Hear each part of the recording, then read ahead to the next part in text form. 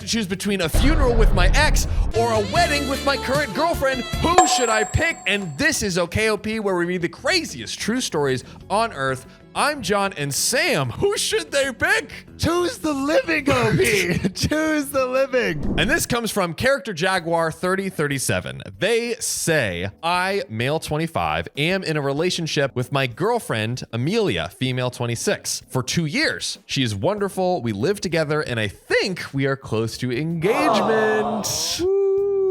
How long has it been again? 2 years. 2 years. That's about, yeah, that makes sense. I think it feels good. In the past, I was in a relationship with my ex, Julia, 25 female. We met in high school and had a very passionate relationship for 5 years, but it didn't work. I'm sure your fiance loves hearing about that. Super It passionate. was so passionate. I've never felt such passion. In the end, it got quite heated between us, even with her parents. So we blocked each other. My ex Julia had a brother Dan, 2 years younger, and we always shared a special bond. Like me, my ex's brother Dan wanted to become a doctor, and I helped him with medical school. Like pay or with educational? I'm gonna guess educational until we have more context. I'm guessing that too. That would be crazy. Also, though. it's kind of rough to have your brother be best friends with your ex. Like, yeah. I can't. If Sophia was best friends with my exes, I would be sad. That is, yeah. One of my cousins went to one of my ex's weddings. And how was it? He's a fucking traitor. Burn him at the stake. No, it's fine. It's just weird. It's all good. It's all good. It's not good. It's not okay. Even after the breakup, we stayed close. My ex Julia and their parents were not aware, and he was definitely important to me, almost like my younger brother. Oh, okay, cool. So they had that kind of relationship. Unfortunately, my ex's brother Dan had a car crash and passed away just last week. Tragic. I didn't know until my ex Julia came to my house to announce it 2 days ago, and I am absolutely devastated. Wait, his ex came to announce the brother's death at his house? I guess so, which... Is that something you do when someone dies? I mean, if they're really close. I guess really they might close. have been very, imagine very your close. best friend died. It's like the sibling might be like, hey, you were do close. It by text. Yeah, you're close enough for a house visit. That's kind of fair. She apologized because she wasn't aware that Dan and I were still close. She also thanked me for being there for him when he was fighting depression, and that all her family would like to see me at his funeral next Sunday in their hometown. I mean, that's pretty big. That's big. I replied that I wasn't sure if I could come because I'm running low on money at the moment and my car will be at the mechanics. It's a 7-hour drive away. That is pretty big trip. A long time. She said that she could drive me there, but she had to be there 2 days earlier to help out with the organization. I said that I will think about it. We exchanged numbers and hugged. She cried a little and said she was sorry for all the things of the past and was happy to see me again. Okay. Have you ever seen the movie Wedding Crashers? Nope. They said the only place easier to pick up people than a wedding is a funeral. Oh, wait. Sam, am I sensing a little tinfoil hat conspiracy? I don't want to say it. I don't want to say it, but it feels like she's kind of leveraging the emotional ebbs and flows of this death in the family to maybe hook OP into a relationship again. Or a potentially... Or she doesn't even know, but like 2 days with each other. Exactly, yeah. I think like... And maybe it's totally... Maybe it's totally fine. I'm just... subconscious. It's a conspiracy, guys. It's a conspiracy. I'm conspirizing right now, but I feel like funerals, very emotional time. All these emotions bubbling up, love, sadness. You're together. You just traveled super long, 7 hours away. I don't know. Well, how about this? A little less malicious. She's just like, I need support from people who know me, period. Yeah. And they already have history. And maybe somewhere down the line, feelings evolve. And even though it might not be her conscious intention. I don't think it's her conscious intention. But I'm put an I see you in the chat if you think you see what's coming. Yeah. So, I mean, tinfoil. We're still in tinfoil. We're crazy, still wild speculation. We're conspiracy land. No red flags or anything. We're just in conspiracy land. Yes. I'm just conspirizing. But taking off the tinfoil hat, Sam, I have a pretty wild next part for you right now. My girlfriend Amelia comes home at this very moment. Yikes. Doesn't look good. Doesn't look good. I mean, just imagine the odds, and a worse time, you really can't do it. And I explained the situation when my ex Julia left. Amelia already knew about my past relationship with Julia and my friendship with her brother Dan. Okay. My girlfriend Amelia told me that I wouldn't be able to go at funeral because the wedding of her sister is the same day and we both agreed to go.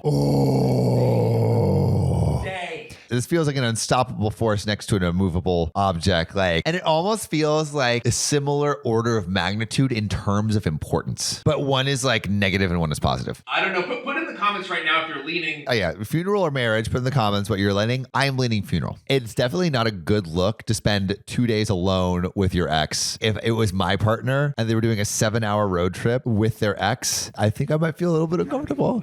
I would be a little nervous. I mean, I would just be a little uncomfortable. Let us know what you think. Put your answers in the comments, but I'm a little uncomfortable. I said that I need a bit of time to proceed on all that. Facts, dude. The following morning, I had a very emotional phone call with Dan and Julia's parents. They apologized for the past because remember, he was kind of like... He was chewed out. Yeah, he was chewed out. And they thanked me for being there for Dan. That they would always consider me family from now on. They insisted that they'd like to host me for the funeral to save me the cost. So if it can't get more complicated, wow, they will be like, hey, we will take care of everything. If that doesn't make the impossible more impossible. And also, it feels like more and more that OP was extremely important to Dan. Dan's the brother, right? Exactly. It feels like it's your soon-to-be wife's sister, but I'm kind of leaning more on the Dan side. It's so complicated. That's the ex. It's my best friend's funeral. That's something we can't forget because a best friend who is like a brother's funeral are they not? They're not best friends. I think I think he's choosing the funeral, and I think his current fiancé is going to be pissed. Can I get a drum roll for this reveal? After reflection, even if it sucks for my current girlfriend Amelia and the wedding, and not imagine missing Dan's funeral. Yep. Right decision. Makes sense. I talked with my co-residents, the head of the unit, and they're okay with me missing a few days, and they will cover for me. When I told my decision to my girlfriend Amelia yesterday, she's gonna be pissed. She blew up and said that I'm a huge dick to ditch her and her family in favor of my ex's family. She said that I committed to the wedding, which remember he had already said he did. He would go there, and I couldn't leave her alone to reconnect with my ex. Valid. I understand. It's valid. You can't argue with anyone's things and anywhere. Dude, I would feel so uncomfortable, but he has to go. He's like a brother. Dude, my girlfriend and I had a big argument and haven't talked much since. I had some messages from her friends and her sister. They said I am a major a-hole for abandoning my girlfriend in favor of my ex. I was sure about doing the good choice, but I'm starting to feel bad and second guess myself. So am I the a-hole? We have a juicy update coming up, but everyone watching right now, and Sam, is OP the a-hole for his decision? No. I mean, but man is given an impossible choice. This is I think this is one of the hardest and most equal choices that I think we've gotten, but it's like a little bit. It's a little bit more in favor. I mean, like a funeral of a brother supersedes a wedding of a sister-in-law. Yeah, and you can't say it's so bad because you can't even say this, but it's like, listen, if your sister ever gets married again, I'm there. Showing there. You know, I'm there and I'm square. Unless my ex dies. Oh, God.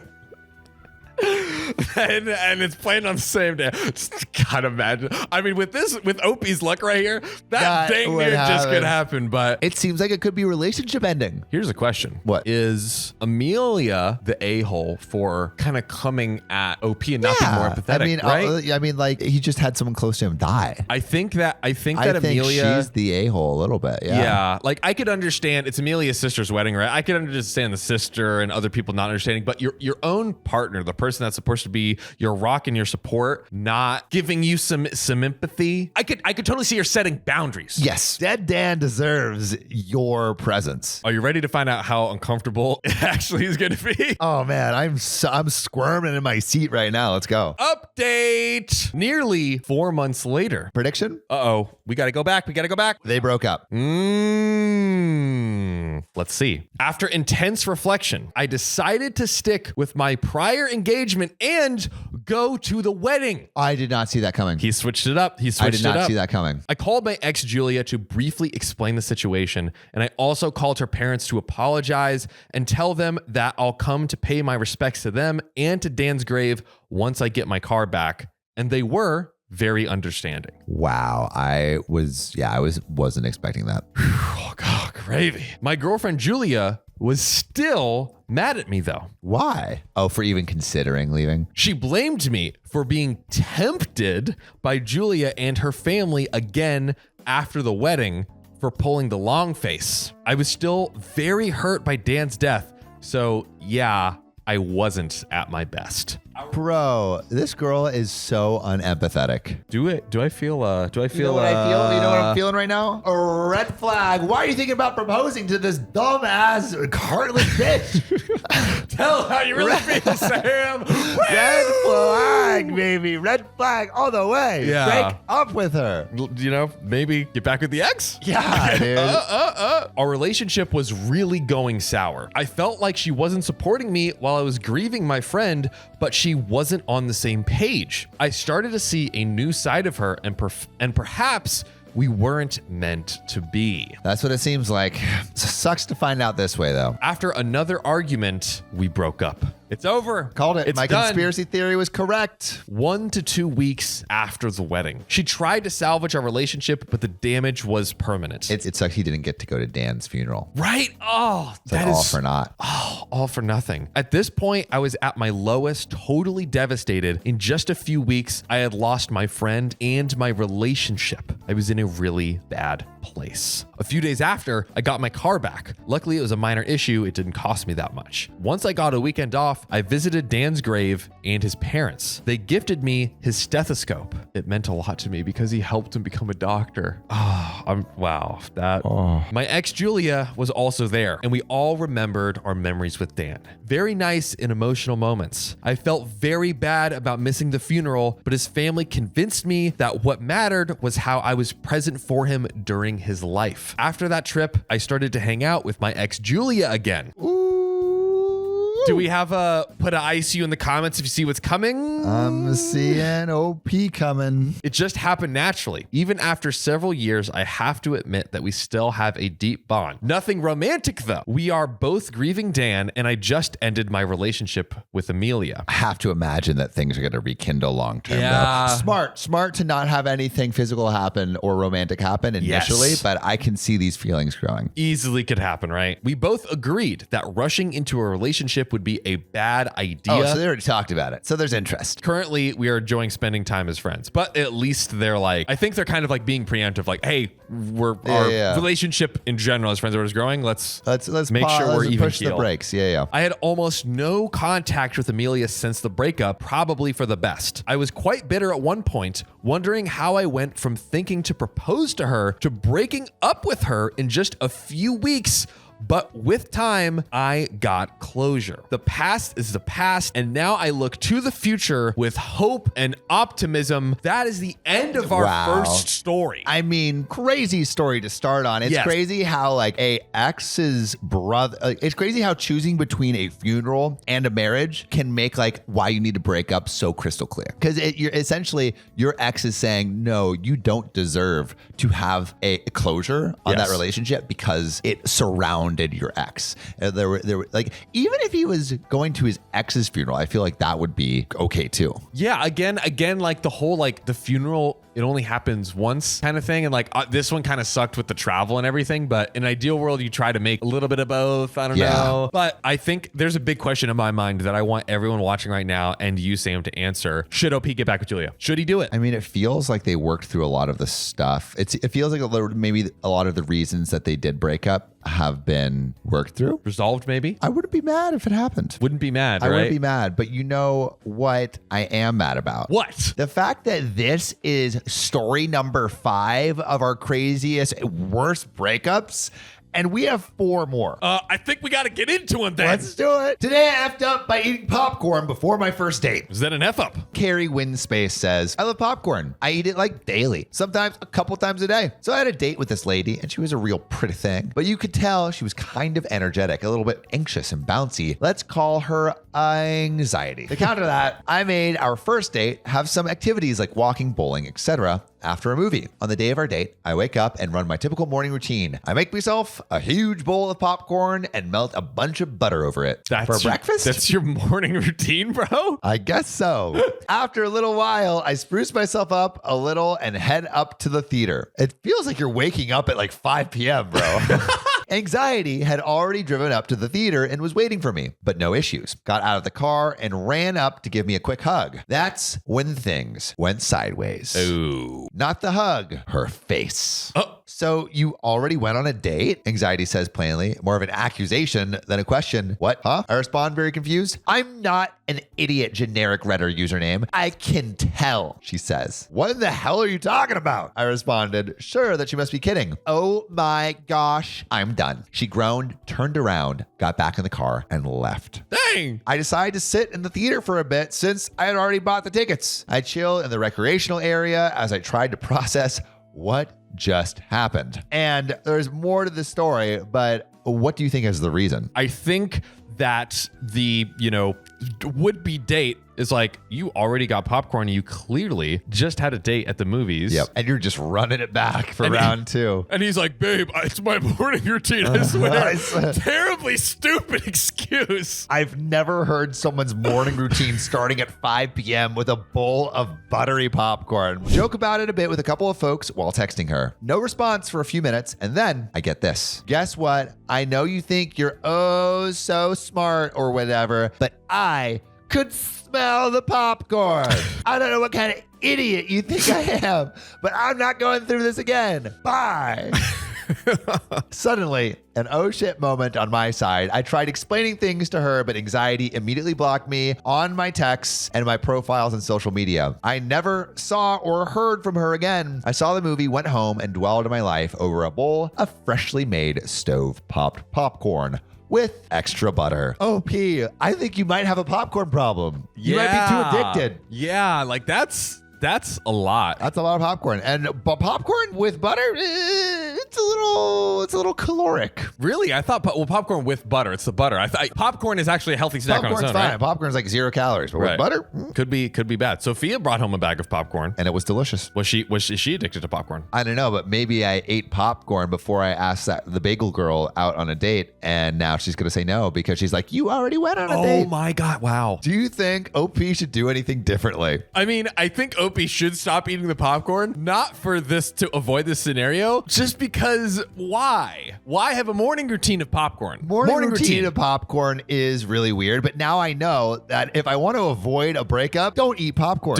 Honestly, don't eat popcorn. Excommunicate popcorn from your diet. Done. Just to be safe. Done. Just to be safe. Done. If you're trying to get into a relationship. Yes, exactly. But John, that's only number 4 in our journey to find the worst breakups ever. Can you hit me with number 3? I can. I broke up with my loser boyfriend after he didn't propose for 7 years. Am I the a-hole? Big UC says, I, female 27, have been dating a male 27 for over 7 years. So exactly the scenario Sam just mentioned. Okay, but I'm almost 27. But seven years. Well, our boy Justin just got married. Exactly. Yeah, and it was around that time. But it was before 20. They were in high school. Yeah, they were so that I think is a special exception. I've grown tired of waiting for a proposal or even marriage. I want kids soon. He is the love of my life, or so I thought. Oh no. Oh no. He was everything and more that I'd ever wished for. Our relationship was great. Sex was great. Oh. We are open to disagreements and to suggestions on what we need to work on as a team. We encourage each other on individual growth and goals as well. The breakup was not mutual. Oh, we're already going to the breakup? We already are in What happened? What was the breakup. reason? It's going to be terrible. It's going to be, I mean, this isn't the best breakups video. It's the worst. This is the worst, and we're on number 3. So hit me with it. I ended the relationship. Oh, okay. He did not see any reason to break up. Wait, I thought you were just listing everything was fine. I had a moment of realization. What? I love this man, and I see so much progress in our communication and understanding, but I realized this was all he wanted. Living together and being here with no plans for marriage or kids. I want kids, and he has said that he will not have kids out of wedlock. Wait a second. The math ain't math here. Break it down, Sam. I don't want to get married. Yeah? And I would totally have kids, but not out of wedlock. But I can't get married. Sir, make the math.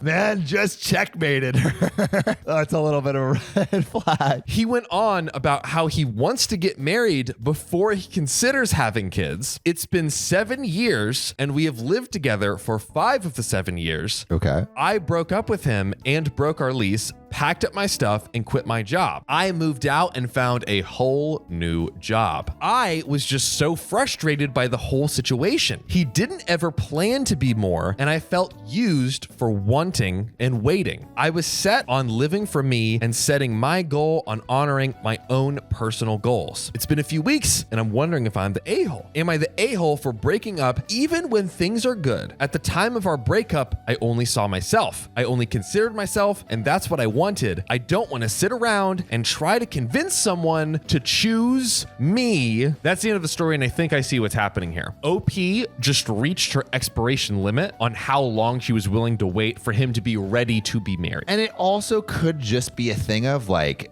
she just wants someone who's a little bit more mature that is ready to take the next step because she is. And maybe he's still kind of stuck in like this college adolescent kind of thing, which a lot, 26, 27-year-old guys, I can attest to may be transitioning in the midst of a transition towards more structured and adult type things. Moves. Big boy putting they're putting their big boy pants one pant leg at a time, and sometimes it takes like a couple of years to put on those pants. So I think, walking around pantsless for years. I've been walking around pantsless for the better part of 2 decades. So this is his wake up call. I think what I've learned from this breakup story is make sure you get married before 7 years. Yes, there you go. Because that 7-year itch becomes super itchy after a while. That's right. Put in the comments for story 3 if you think the boyfriend should try to win her back. I'm curious to hear what you say. How long is too long before asking to propose? Put your answers in the comments because I kind of need to know. Me too. But this is only story number 3 of these worst breakups. I think we need to get into number 2. Turn up the heat, baby! My ex-husband is being neglectful to our children, so I filed for higher child support. Good. To start, my 33 female ex, Harry, 35 male, and I have been divorced for 6 years. We dated a bit in high school when I visited a relative in his hometown, which is a major city, for the summers. But I would break up with him when I got back to my city for school, which is about 2.5 hours away. Not the most mature, I know, but even my parents were like, you don't need a long-distance relationship before you can vote. New rule, my kids will not be able to date until they are able to vote. Good luck with that. Yeah, you're going to have fun with that one. By the way, this comes from Gingerbreadman. And if you want to submit your own stories, go to r/OKStorytime subreddit. So we kind of kept in touch on Facebook, lol, at the time. But my sophomore year of college, he ended up transferring to my school. He got back together and got married basically right after I graduated and moved to my hometown/city. Our kids, Matt 11 and Elsie 8, came pretty quickly, and we had a good few years before. Stop me if you heard this one. I just left as if I was already a single mom of 3 and was sick of working, doing all the childcare, and all the cleaning, cooking, and planning. We tried therapy, but ultimately decided it wasn't going to work. For 3 years plus, it was fantastic. We had a wonderful 50-50 co-parenting relationship. He was such a better father when he had all of them to himself. And I had breaks that I had been begging for. We agreed to never badmouth the other in front of the kids or make them feel responsible for our feelings or anything like that. We didn't have to spend a fortune on a divorce because we were able to amicably work everything out, which only benefited our kiddos. In late 2022, he let me know he had gotten back together with Amy, 35 female. He said her name a bunch of times like I should know who she was. And I finally asked. Apparently, she was a girl he had dated when I was not in town before we reconnected because she would see him during the summers, leave, and then come back. I was honestly happy for him. I'm not interested in dating, to be honest. My kids are too young, and I work a lot and have a ton of friends and family. Amy lived in his hometown, and I know he visited her a ton when we didn't have the kids. We were week on, week off, but he was also there for his parenting time. The kids met Amy and said they liked her a lot, so I was happy. My parents were also divorced, but found other people while still being amazing parents. So I was really hopeful. But in 2023, he let me know that he had proposed and would be moving back to his hometown to be with Amy. I was pretty stunned because he was such a dedicated and present father and asked how he expected to work that out. He was insistent that he wanted to keep the custody, but admitted he could only do every other weekend parenting time. That's sounding like a 80-20. I think it's basically like, in reality, it's 80-20, but he wants to keep the legal precedent of him being able to do 50% if he wants to. So, like, for instance, he could be like, oh, I'm in town for this week, so I'm taking them for 50% of that week or whatever. If you're divorced with someone and it seems like everything's very amicable and it's like week on, week off, 1 week you have them, 1 week they have them, you don't need child support because you're handling 1 week and they're handling the other. So when it comes to like 1 week plus 5 days, we are back to the similar dilemma we were at before. There's the week, which is equivalent to the school year. And then there's the weekends, which are equivalent to the summer. Hey, but what's better, John? The week, of course. Before we moved, we didn't have any sort of alimony or child support or anything since we were 50-50 and the big expenses split evenly. He said he would keep splitting big expenses evenly and offered me child support since my expenses for the kids would be going up, having so much more than that. Not that I was complaining about that. Again, we wanted to work this out ourselves mostly. Why spend money on lawyers when we have 2 kids who could use it? I love this mindset. This is good. Yes. I make a bit more than him. Not that that really matters, but the first amount he offered, $400 for 2 kids a month, was laughable. Which, like, honestly, we've looked at the child support. It's so low, dude. It's so low. $400, laughable. I didn't laugh at him or anything, but I told him that that would not be acceptable. He said he was willing to continue paying half of big expenses, which, duh, plus he'd be driving a 5-hour round trip since he was the one moving every other weekend. So he's like still doing the big expenses plus another $400, plus driving back and forth. Well, I thought he wasn't doing anything before because they were splitting expenses evenly. Yes. So they're already splitting them evenly. But like, let's say like the kids, I don't know what that number would be like, I don't know, like 600 for both of them. So he's already paying 300 plus an extra 400 plus gas to go back and forth. So he's adding like an extra 500 a month. I thought about it a lot and figured out I am fine financially as much as anyone is these days and didn't want to bankrupt him for child support. The most important thing to me was that he continued to be present and an amazing father. So I said I would be okay with $600 a month plus the shared big expenses. I thought he would be happy with this, but he kept grumbling that he thought $400 was more than fair. Ultimately, he did agree to $600. Again, I really want to make this work for my kids, so please don't tell me I was an idiot for some of these things. I really went out of my way to be helpful. Like I said, I am single and have a ton of family and friends, so I had more free time. If they had things going on, I never minded keeping the kids for their weekend. Always encouraged the kids to be excited to go there, bought gifts from them for things like Father's Day / Stepmother's Day, Christmases, birthdays. I didn't even know if I believed in love languages, but if my kids have them, it's absolutely gift giving. And it's not like their butts have jobs. And even worked it out for my relative in their city to pick up our kids from their wedding ceremony since they had an only adults reception. These kind of gestures were never reciprocated. She's like going to great lengths to make this work for the kids to still be in the dad's life, but it doesn't look like the dad wants to be in the kid's life. So she's like preparing the kids to be in their lives, but I don't think he wants to be in their life.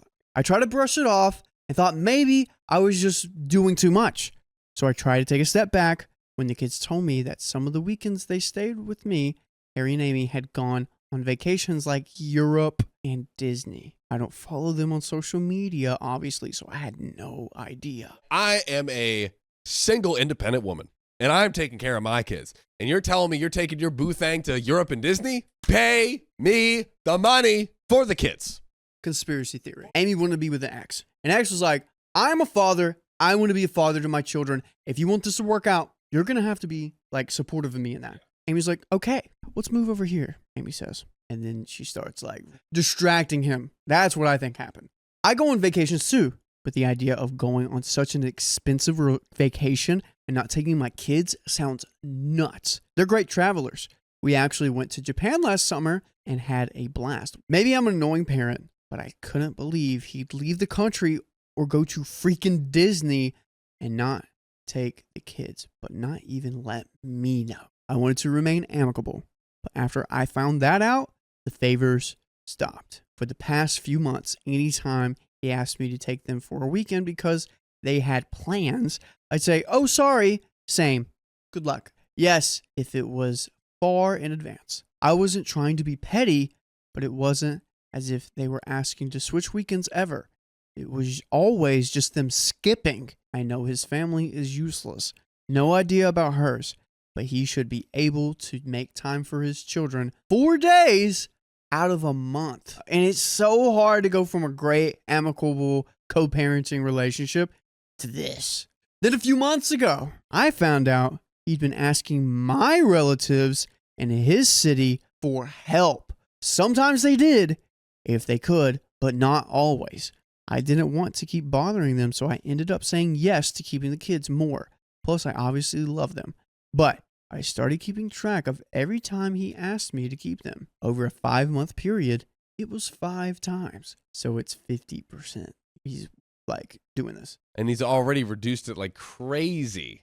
Bro's down to like 5% custody. Around that time, Matt had told me some pretty upsetting things, confided that he was okay staying here more. I was clear that he could tell me anything and that nothing was his fault at all.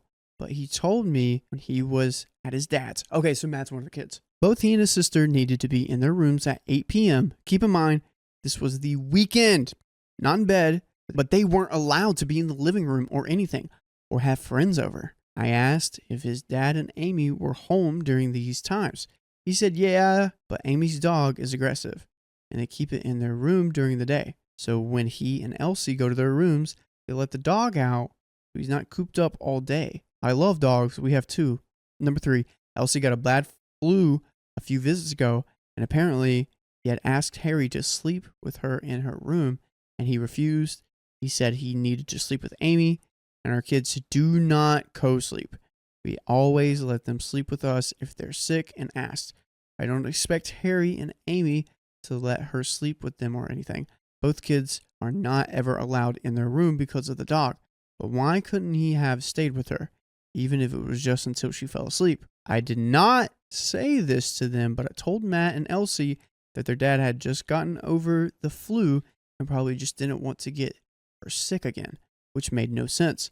I know I shouldn't have lied, but they were upset. And they also made an agreement that they wouldn't talk bad about each other in front of the kids. She's covering his butt. Number 4, the worst in my opinion is that when Matt randomly told his dad he wanted to see him more, Harry yelled at him and told him that he was seeing him a lot already and should want his dad to be happy and not miserable and alone like his mom. I would like to again reiterate, I'm very happy being single and have turned a lot of guys down. I prefer to spend my time with my friends and my kids and can date when they're older. I don't like the stats on unrelated men being around kids and don't feel the need to risk it anyways. He's talking trash in front of that. And plus, like the way he said it It seemed like that was like really pent up in him, and he was like, ugh. Like probably back to your earlier theory, Amy's like, come on, like, and he's like, just like stop, because the kid is like, can we spend more time together? And he's like, Amy's gonna freaking just be all over me about like spending more time. Bro is spicy cat whipped, and he's just doing whatever Amy wants. So between all this and the missed visits, I decided that I needed to stand up for myself and my kids more. If Harry could go on a European vacations, he could afford more child support. I was done keeping up the appearance of 50-50 custody when he only had the kids about 45 nights out in 2024. The numbers are too low. Because there's 52 weeks in a year. That's not even 1 day a week. So I told Harry I was going to file for updated child support and primary custody and get everything in writing and signed off by a judge. He said he was okay raising child support. He had apparently gotten a few raises since we settled it, and he said he would be fine with upping it to $750. So before, big expenses, $600. He was like, okay, I'm cool with doing big expenses, $750. He just added $150 to it. First of all these raises and didn't even think to raise it yourself, despite skipping almost half of your agreed visitation and that low of an amount. I told him it was insulting and that we could just let the court figure it out. He reminded me that I made much more than he did. And I was like, yeah, that's why I'm able to take them on vacations when apparently you couldn't scrap up enough money to take your children to Disney World. So Disney World's not cheap. I know that was immature, but I was pissed. He tried fighting more, but I told him I didn't intend on fighting with him outside of court and filed. Obviously, because I'm writing this, the judge agreed to almost all of my requests. Child support was increased.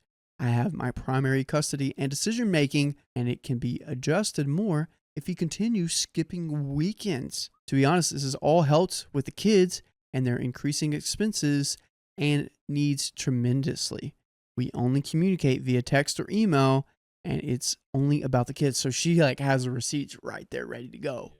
But a mutual friend of ours told me at her wedding recently, Amy and Harry spent a bunch of time complaining about me, calling me high conflict and a parasite, and much worse things when they drank more. I won't repeat them.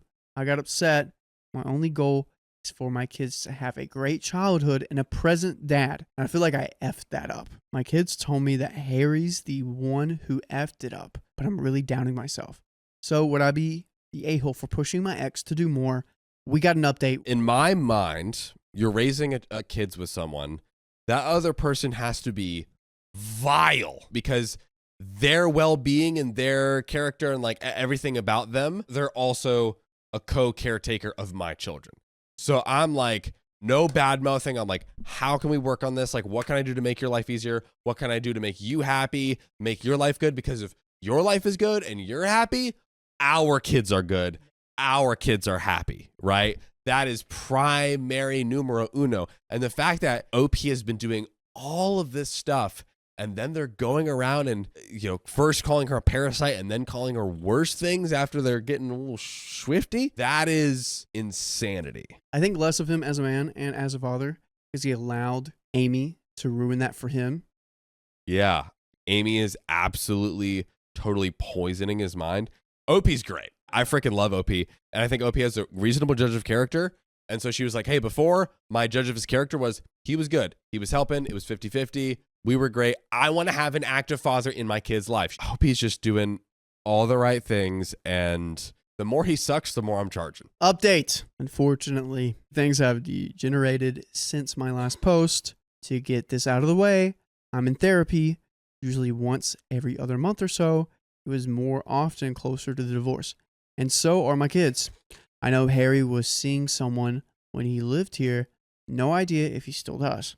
He was supposed to have the kids next weekend as scheduled. Wouldn't you believed it? What happened, John? No. What happened? Oh, I've got a trip and I'm going to Italy and I'm going to sip my espresso with Amy. Close. But the other day he called. They got last minute tickets to a concert out of town and asked if they could stay here. I let him know that I actually had plans the entire weekend that had been set up months ago. So he asked if I could either bring them or if they could stay with one of my family members in my city. So he's like, can you just drive them over here? A 2.5 hour drive. I normally would have done just that and pulled out my calendar and marked this off as another missed visitation, but I was just sick of it.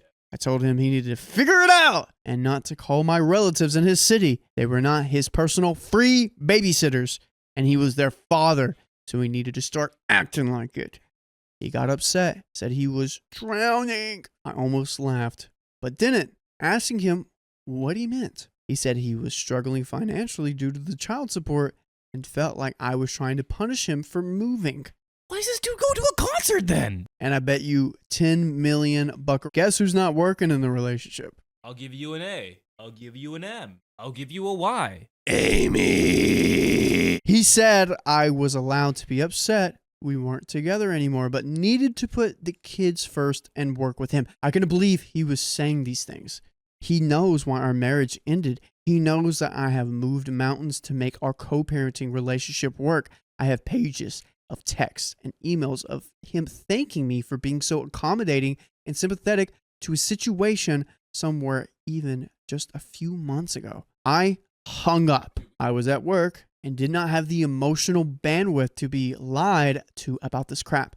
He tried calling me back a few times, but I had meetings and I realized I shouldn't have spoken anger, so I wanted to calm down. He even had his wife call me a few times, but I let it go to voicemail. After she left a few cruel ones, nothing shocking, just saying I'm bitter and jealous that Harry moved on and wanted to punish them. I want to emphasize again that I would rather cut off my legs than be back with him. I'm the one who filed for divorce and stuck to my guns. It's like these two live in some kind of delusion where I not only want my ex back, barf, but I've never helped them once. When I got home, I pulled the calendar for the past 2 years, which had every missed visitation, including last-minute requests, all color-coded accordingly. I would absolutely love to see this thing with the keys. Oh, dude, that would make my brain feel so nice. I emailed this to both of them and said that Harry was responsible for coming up with appropriate childcare during his visitation. If he was finding that challenging, we could look into changing the visitation schedule to something more accommodating to their busy lifestyles. Then I left. She's still being like the angel here. What the heck? Then I left to take my kids to their sport practices. I did not hear from him. Normally, Harry calls our kids every school night around 8 p.m., but he didn't that night. I felt guilty. As I've said, the only goal here is for my kids to grow up with a present father. It might have been dumb, but I did call him that evening so he could say goodnight to them. He sent me to voicemail. I told the kids he had gotten caught up at work, which does happen often enough that they weren't weirded out. At about 3 a.m., he sent me maybe the longest text in hit record history. I had my phone on sleep mode, but kept his and my parents' number able to alert me for obvious reasons. And I am a light sleeper, so I did wake up, but I was half asleep. Saw how long the text was and decided it was a problem for the morning. I wish I had gotten up because he ended up sending a few more. Texts really proved that they do not occupy the same reality as me. They were all self-centered and deranged. And even when he brought up the kids, it was all about him, his wife, and their lives and feelings. Saying, one, that it is my job as a mother to facilitate the kid's relationship with him because he could have easily forced me to move to the city he's in, WTF, but chose not to so I could stay here with my support system. Hey, so it's your job to do my job. And she did that. No wonder. Oh my gosh. 2, I don't thank Amy enough for opening her life to the kids by keeping her dog in their room when the kids are here and giving them their own bedrooms, even though they're empty much of the time.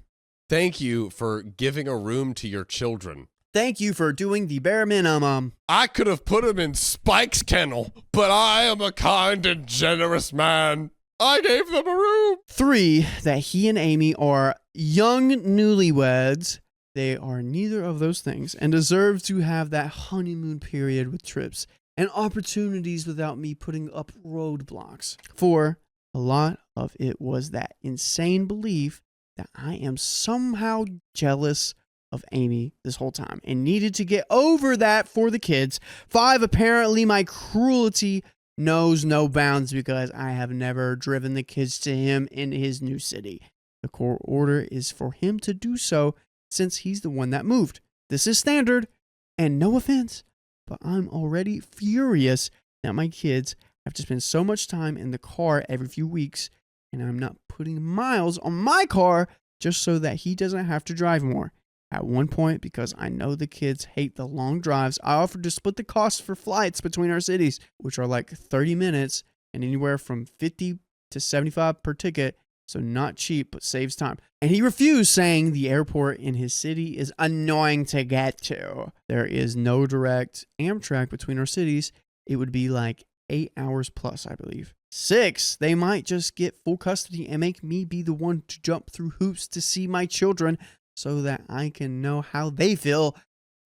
Simply just get full custody because apparently in their world, they deserve every little whim of their own desire. 7, he accused me of financial for upping child support when I wasn't destituted. Apparently useless. I'm living under the poverty line. My kids don't deserve financial help from their father. I have PTO to burn and just decided to take one day to myself because I'm so overwhelmed and upset about all of this. Yes, I did screenshot all of this for my lawyer.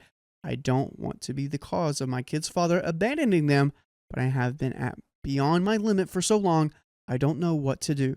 They both treat me so horribly and make these assumptions that are simply not true. I want my kids to have their dad in their lives. I've run myself ragged, making it work, taking up the slack when they drop the weekends, doing all the mental heavy lifting. We're looking ahead and switching weekends if, for instance, Father's Day falls on mine or her birthday, when I know she doesn't want them around, falls on their weekend, and planning ahead of time and contacting them. And guys, we want to freaking contact you every single day. All you got to go to is where, John? Spotify, Apple Podcast, or your favorite podcast apps. And what the heck do they look up? Okay, story time. And what will be there waiting for them? Podcasts. Full episodes of these stories. I give to you the gift of us. I am so done. I want to offer this. Fine, you win. No more child support. Keep all your money. You can see the kids the weekends after Christmas and Thanksgiving. Those are when they celebrate the holidays anyways. And on Father's Day. Otherwise, they're with me. You can live your child-free life. Me and my kids will just be fine without you. I can't keep putting up with this abuse. I'm at my breaking point. And OP, as you should be, done with this. Stop playing these games. I just hate that, the dad, he was doing so good, and now, the kids are going to have to figure that out. She was like, I want them to have their father in their life, which is great as long as the father is good. But remember, the older kid, Matt, went to OP and is like, hey, the vibe is not good. That's when it's like, it's better to not have their father as active in their lives and be home with OP, where they know they're getting attention, care for, love, space, all of that. That is the end of the story. My boyfriend's affair partner sent me a message. She wants to apologize. By the way, for context, the affair partner in question was in the 20s, and then OP and the ex are both 23. So, hi all, using a throwaway account as my original account is traceable. A quick background, my ex and I broke up 6 months ago. We were together for about 3 years, and I found out he was cheating on me. But to be clear, there were a lot of other reasons why we broke up. By the way, this comes from Frustrated Throwaway, and if you want to submit your own stories, go to r/OKStorytime and send those bad boys in. So it was a messy breakup because my ex just basically split and didn't want to discuss things. He told me that he didn't need to discuss things anymore because he already had someone new a few days after our breakup. Wow. My ex and this girl, who we'll call Jessica, started posting all over social media about their relationship. I found this gross, but what else could I do? I was just basically hurting and didn't want to engage anymore. My ex's family reached out to me to basically say they were also uncomfortable about it. A mere few weeks after our breakup, my ex brought Jessica to a family dinner to introduce her. They weren't enthusiastic because they know that she's the girl my ex was cheating on me with, and everything was way too quick. My dad reached out to me and even told me not to feel hurt if I saw pictures online. While they were uncomfortable, they didn't want to cause a scene. I just unfollowed people related to my ex so I wouldn't see it. His family has been very caring about me and would support me to say they wish we could work things out. Each time I would decline and just said that I wish we could have closed things up well. Ultimately, I mustered up the courage to message my ex so that way he would return any very sentimental and valuable things, some of which belonged to my family. I also asked if he could talk to me so we could finally close things. He agreed, and we did. So the gist of our discussion was him apologizing for what he did. He told me that he and Jessica broke up but were still talking, that he still loved me, and just general reminiscing. Not a lot of people get closure, so while the discussion was a bit confusing, I did appreciate it. I thought that was the end of it. We never spoke after. We both said our piece. I was already dating someone else, and they were still talking, so it seemed the both of us were just moving on. Yesterday, I randomly received a message from Jessica, the affair partner. She said that she knew I was mad and that I deserved to feel that way, and asked if we could talk. Do we talk with the affair partner? Because she could at least paint some context on what happened. I like to talk because for something like this, it's better to have more information than no information. She said she knew I was mad and that I deserved to feel that way and we could talk. I asked her, what about? What are we going to talk about? She said she wanted to apologize for everything and that she understood how they did hurt me. She said that her mistake was after finding out about the truth, my ex cheating, they should have kept their relationship low key. She said that she always wanted to reach out but didn't have the guts to. She even mentioned that she tried talking to my ex to talk to me. I don't know how to take it and what her proper response to this would be. I just don't agree with her sentiments on the situation. It's already been many months afterwards, and I didn't appreciate the need to suddenly dig up things that I thought were already resolved. I also don't buy the idea that she didn't know about me. Just 3 days before the breakup, my ex was still posting pictures of me on his social media posts that he didn't delete. But even giving her the benefit of the doubt, she knew almost immediately after we broke up that my ex cheated on me with her. Am I being too harsh or bitter? I don't think I'm too angry anymore, but maybe I just have a strong dislike of her. There is an update. Riley, you've got thoughts. I can feel it. So this Jessica, the affair partner, comes to you. She still wanted to keep the relationship going after finding out that she was the other woman. What does she want from OP? I think alleviating her own guilt. But I could be wrong. Like at first when she said, I want to talk, I'm like, oh, there's like some sort of like big mystery we don't know about, right? Or maybe there's like other people he did this to. There's a whole network of women. But it just seems like I like wanted to talk to you. I didn't really like know I was like the affair partner, but like it kind of like did or something. So like I tried to get him to talk to you about it, but it didn't work. Sorry. That's what it feels like. And again, like OP said, it's like, hey, this is months after the fact. Why are we talking about this? OP's like, I'm trying to move on with my life. I'm done with that bozo. Like, I've already had the closure talk with him. I don't get it. But there is an update. So, hi all. My initial post didn't garner much attention, but I wanted to give a short update. I never responded back to Jessica and basically told her that while I understood she was guilty, there really isn't anything she can do and should do for me. This is the words we need to be saying out of our mouth holes to Jessica, the affair partner. Just that she has to make better decisions now, and hopefully her guilt would mean that she wouldn't hurt people like this again. During the holidays, my ex's dad greeted me with a Merry Christmas. I was also told of the news that Jessica was 4 to 5 months pregnant with my ex's child. Do we think that this soon-to-be mother was expecting something out of OP in a way? I mean, I understand the alleviating guilt could be a reason why she wants to talk. Maybe I don't understand that. I don't understand how someone can go try to alleviate guilt. Yeah, I mean, I think she's just like, oh, if like you forgive me, then I'll like feel better. Okay, that makes so much more sense. But do you think maybe she's trying to wrangle this child into this? I'm like, what if she's so stupid that she's like, I think this is your baby. So it all lines up now. I guess that's what she messaged me because they found out around that time. Just wish she was really sorry. LMAO. After that, my ex and I had the chance to talk. While of course I was still not okay with the fact that he cheated on me, I wouldn't wish ill upon an unborn child. He has a lot of growing up to do and is not the most financially stable person. It also turns out that this girl is quite young. I told him that I wished him well despite everything.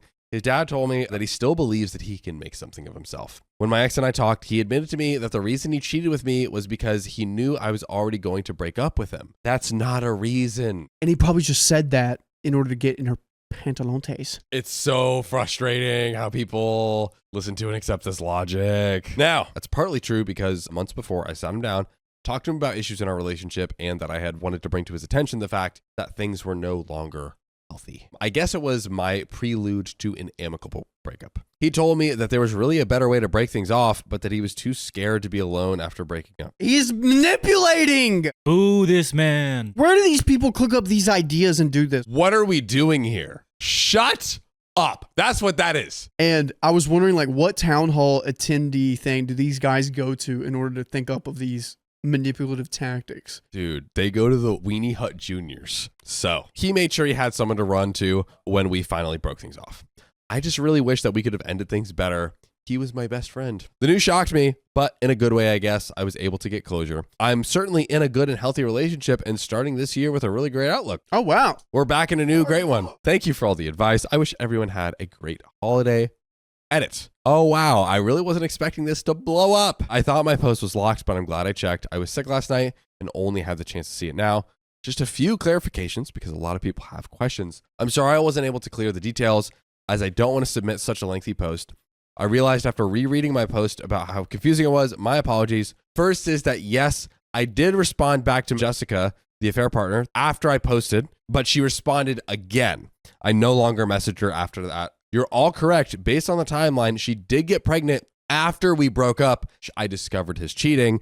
What I didn't mention or was fully clear yet was around 4 to 5 months ago, my ex talked to me and told me that he and Jessica broke up, but they realized that they were in a relationship for the wrong reason. We talked for closure, but I realized he was also just testing the waters with me. I could be wrong too. So basically he's like, oh, Jessica's got this kid. Let me see if I can run on out of here and go back to OP. And he's like, she don't want me, so I'll bounce back, I guess. And the IQ to go to this Wiener Hut Juniors has to be under, like... Bro, negative 100,000. You have to have negative brain cells to enter this freaking super Weenie Hut Juniors. So, there are a number of people who also question why I kept in contact with the people in my ex's life, or why I even talked to him about everything afterward. Well, I agree this isn't the most healthy or mature. I'll call myself on that plenty of times. It was just really hard to detach from his family, who I had grown really close to. When my ex's dad last talked to me, he told me that things will never change and he still loves me like a daughter. And while a lot of people don't agree with my last communication with my ex, I think it was helpful for both of us to process moving forward. I think we left the conversation clearing out that we didn't have any hate for each other, just wishing each other well, which is like, OP's a freaking saint. I'm sorry. Well, OP is on the sideline being like, how can we both emotionally and mentally go through this amicably? And he's like, I need someone for my wiener, and I'm a very sad boy. Anyways, also, I have to admit that I don't have the most positive image of Jessica. I watch myself a lot of the times not to be hateful.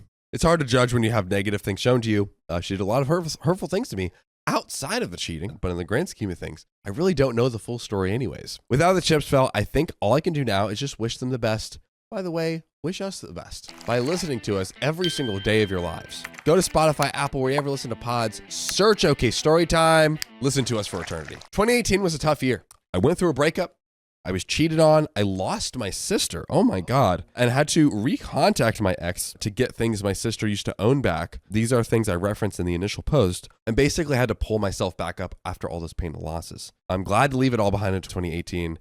And I'm going to be starting 2019 strong. Thank you for all the positivity and warm wishes, and to a healthy year. I will say you're going to have one good year ahead of you. The 2019 is going to be cool. My wife spent the night at a hotel with her ex and lied to me about it. Well, they couldn't be doing anything wrong in there. Not in a hotel. People catch up in a hotel. They're just resting. We've been together for 9 years, and I've got about 2 adult children, as well as my partner's 2 children from her previous marriage, who live with us 100%. Their father isn't present in their lives and probably never will be. By the way, this comes from Imaginary Friend 996, and if you want to submit your own stories, just go to the r/OK Storytime subreddit. Who knows, we might just read it for ya. They call me dad and consider me their father, and I love them just as much as if they were my own kids. Having been through a messy separation which affected my relationship with my biological kids, having these 2 stepkids was completely unexpected and has been one of the best things that ever happened to me. Their mother and I both came from deeply flawed relationships, and we just clicked when we met. And I can honestly say that it's been the most perfect relationship. And until now, I literally could not think of anything about it that wasn't perfect. Yes, we've had our ups and downs and trials and tribulations, but we have always deeply valued our relationship and approached it with complete honesty, openness, and lack of judgment. We are 100% committed to each other, and both of us have never expressed a desire to step outside of our relationship, but we always agreed that if we ever did, we'd discuss it with each other first. Looks like that's not what happened here. Yeah, you can say things, but doing them is different. Exactly. We both had to fight each other to make our relationship happen because of circumstances at the time that aren't relevant to this. Just that it wasn't something that fell into our laps. We had to work hard to make it happen. We have never willingly or knowingly kept anything from each other, including our past relationships and hookups. We understand these things happened before we met, and both of us have never felt threatened by them. My partner was pretty adventurous when they were younger, and they've remained in contact with some of those guys, and I honestly never had an issue with it. She's always been upfront to me, and she's the sort of person who makes friends with guys as easily as she does with girls. So she's from another country, and her parents and family still live there. Every few years, she goes back to visit her parents for a few weeks. Before they fell into eternal sleep, mine lived only a few hours away, so I always encouraged her to visit hers when she could.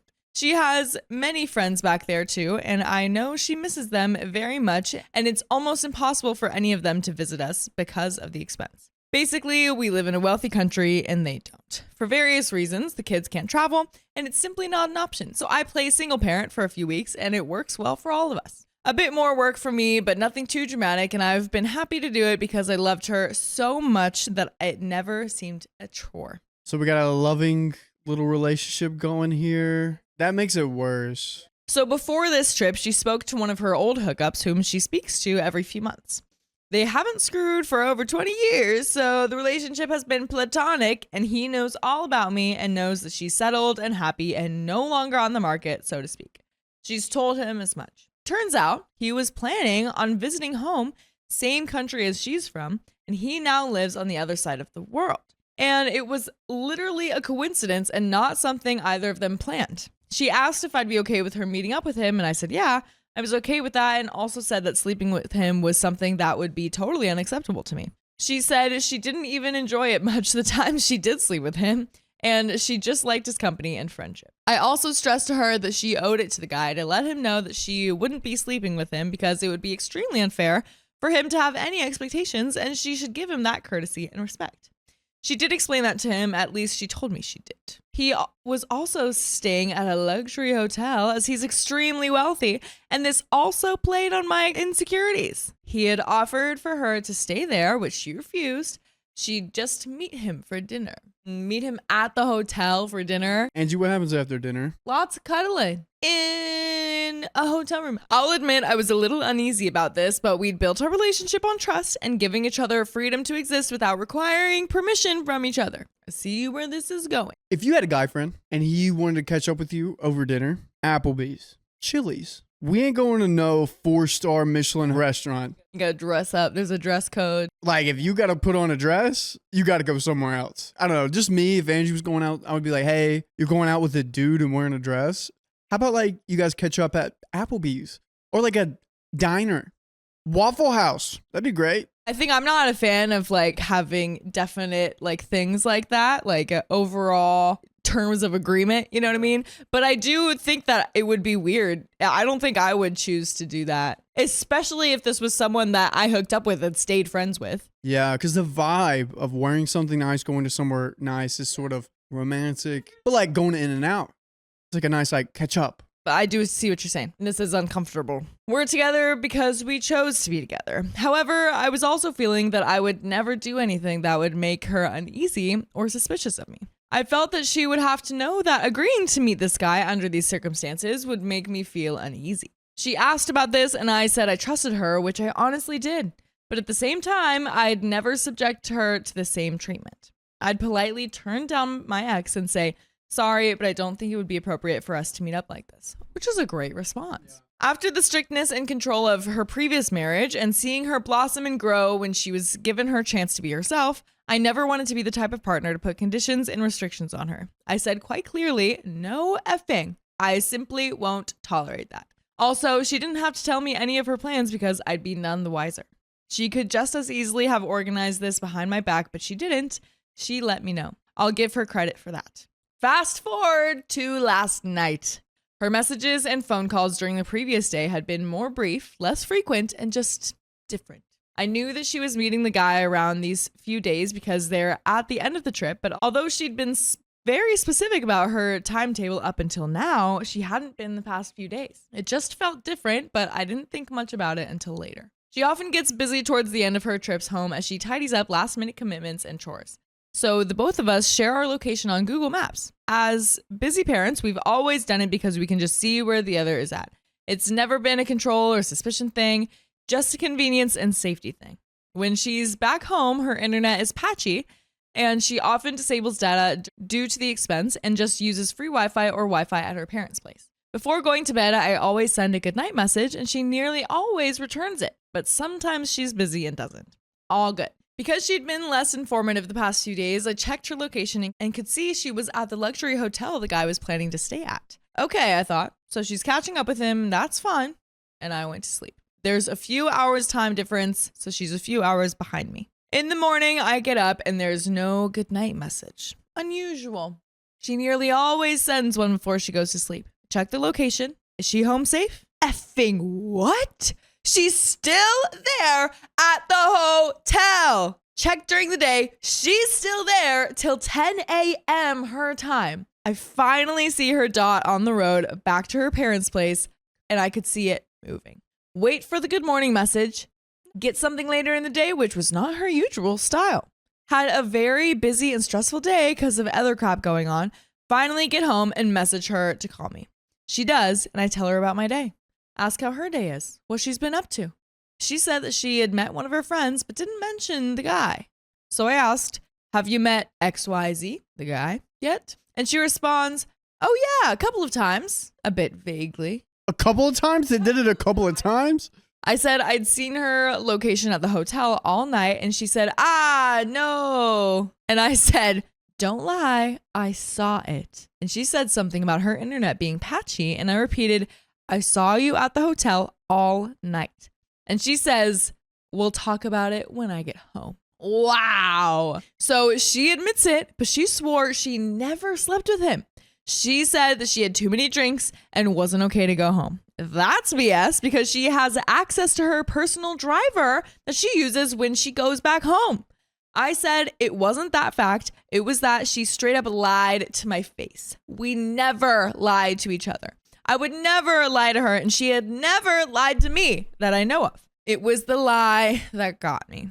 Honestly, I didn't really care if she slept with him at that point. The lie was like the knife through my heart, and I'm just shaking writing this. I said I was too angry to talk to her, so I hung up. She called straight back, and I dropped the call, then messaged that I was too angry to speak, and I would not be answering her calls or reading her messages. Then I had to make dinner, clean, and put the kids to bed. I'm about to post this, and I probably won't be checking back for another 10 to 12 hours. I'm just so hurt and sad and can't believe we had such a great thing going between us, and she would do this for what? Oh boy. Don't worry about me doing anything harmful. I'm angry, but I'm also in control. I'm upset, but I'll be okay, and I have good people to support me if I need it.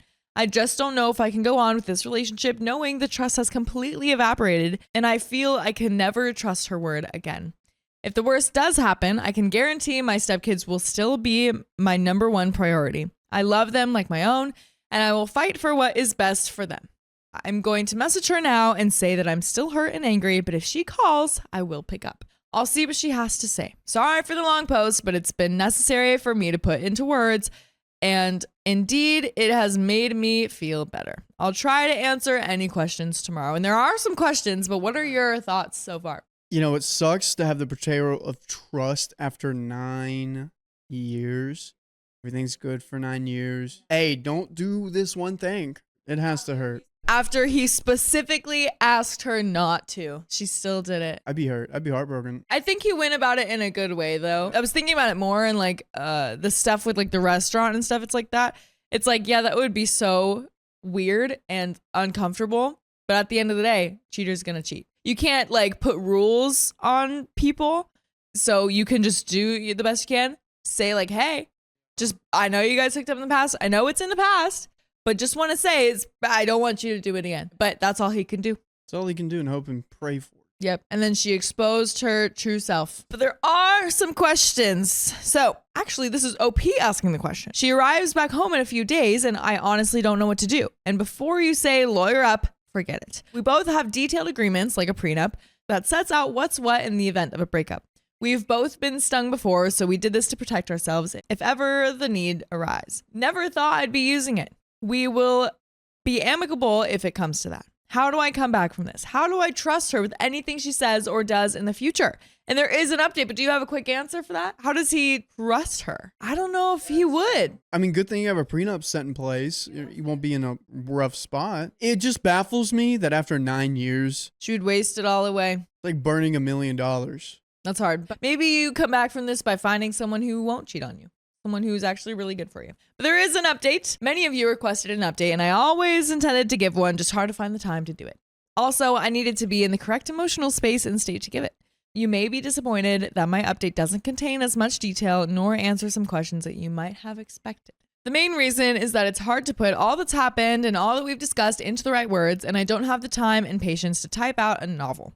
I do promise that there will be at least one more update over the next few months. I don't want this post to be a blow-by-blow account of what we spoke about, what she said, what I said. That's entirely between us, and my point here is to not explain or justify either of our actions, but more to show how we got to the point where we feel our relationship has a future and we can see our way towards being in a place where we are both happy to be in. I first wanted to make one thing clear because it was mentioned by a few of you. Although her children are my stepchildren, I love them as much as if they were my own. I can say that because I do have my own biological children, and other step-parents will understand what I mean when I say this. I've never doubted her intentions when it comes to our kids. She was never looking to me to become a father or babysitter to them. Of this, I have zero doubts. My relationship with them was something that was driven by the kids themselves and me. She never expected me to become a father, but it happened anyway, and for that, I'm truly grateful. It's been one of the best things that's happened to me outside of having my own biological children. And as you can see from the original post response, there will be a definite theme going on here. At the time, I found the replies harder to deal with, and I didn't go back to my post or until today. However, there was one that stuck out from Disney Buckeye. I know I'll get downvoted into oblivion, but I think you should hear her out. I'm not saying to forgive her right now or to try to fix things. I'm saying give her the opportunity, once you've calmed down, for her to tell you what happened. Maybe she drank too much and got a separate room in the hotel. I don't blame you for being angry. I would be too. All I'm suggesting is that you get all the information before you decide how to move forward. It may end up being incomplete information rather than an outright lie. This was great advice, and this is pretty much what we did. After the initial shock and anger, I will say this story feels different. It went from great loving relationship. Everything was good. Opie didn't mention anything bad that was happening. Like, just don't do this, just don't do this. And she went off and she does that. It just doesn't feel like it's real. Maybe it's like in my head, like, oh, this actually didn't happen. It just doesn't seem like a possibility because everything was fine afterwards. It just feels like a train wreck happened. It just doesn't feel real whatsoever. I feel like a lot of times in cheating stories, we hear a lot of like the back and forth of like, oh, she was like begging, like crying, like, no, please, like, I really didn't mean it, all this like BS stuff. But then they're like, no, because blah, blah, blah. But we haven't really heard a lot of the dialogue. Maybe that's what's missing. Because I get what you're saying. OP reacts to the comment saying, this was great advice, and this is pretty much what we did. After the initial shock and anger, we did have a couple of calls where we were able to speak at length to each other and get a better idea of where we were both at. This gave us the best opportunity to take the emotion out of the situation, and we agreed we'd talk face to face once she got home. The one thing that was abundantly clear during these first few talks was just how precious and important our relationship is to both of us and how deeply we care about each other. We've spent a lot of time over the past week trying to understand what happened and how we deal with it. Our first rule was complete honesty. The second was no blame or defense of what was said and done. Just an acceptance that things in the past cannot be changed, but the important thing for us was to understand the decisions that were made and why they were made. Then how we were going to measure what progress and success was going to look like to us. To summarize, whilst she did spend the night at the hotel, she didn't have spicy sleep with the guy, and she does just see him as a friend, and she has no interest in him as a spicy sleep partner. If he was a female, then we wouldn't have been having this conversation, then we wouldn't be having this issue, and he's male, so the perceptions and potentials are obviously different. I am very confident of this, and I have more than just feel to back this up, but I won't be divulging further details here. There were facts I wasn't aware of when this first blew up, and some of those facts I was able to verify without my wife's knowledge, so her accounts do match with other information that she didn't know I have. She is aware of that now, however. I still trust my wife, and I do believe her. However, the absolute trust I once had is no longer there, and we both have to accept that it may never come back. However, we are both committed to our relationship, and we are willing to do whatever we can do to make it work from here. What's important for me to convey here is that the outstanding trust issues are not around spicy sleep or intimacy between her and this guy. It's around how she communicates with me and having her see things from my perspective rather than just her own. In her mind, she knew that she had done nothing wrong at the time, and I believe this. However, she failed to completely see and understand my perspective on the situation.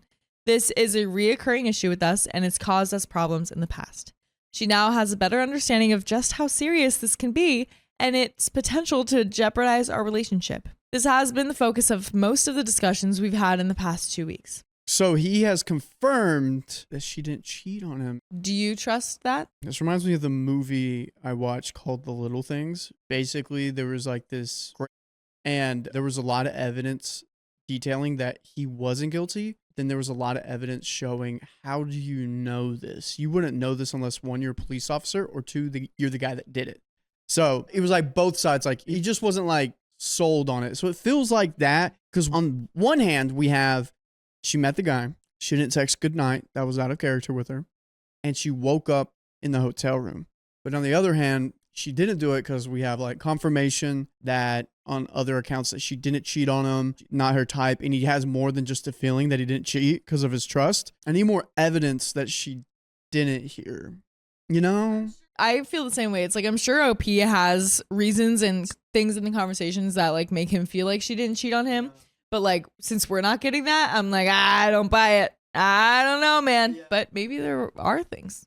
And maybe it truly is just her like not understanding the weight of like what she's doing and saying. Can you get into it? I know you don't want to, but could you get into it so I understand more? But there is still more. The triggering issue was that she lied to me about being at the hotel, but there was a legitimate reason for that, which has to do with her parents and not me. This is a complex issue, but it arises from the patriarchal nature of her culture and her relationship with her parents. The issue was that I interpreted what she was saying in front of them as a lie from her to me, whereas it was actually a lie from her to her parent. There is a lot going on here, but I'm not going to go into further detail. Much of it is delicate and private and doesn't directly relate to the relationship between my partner and me.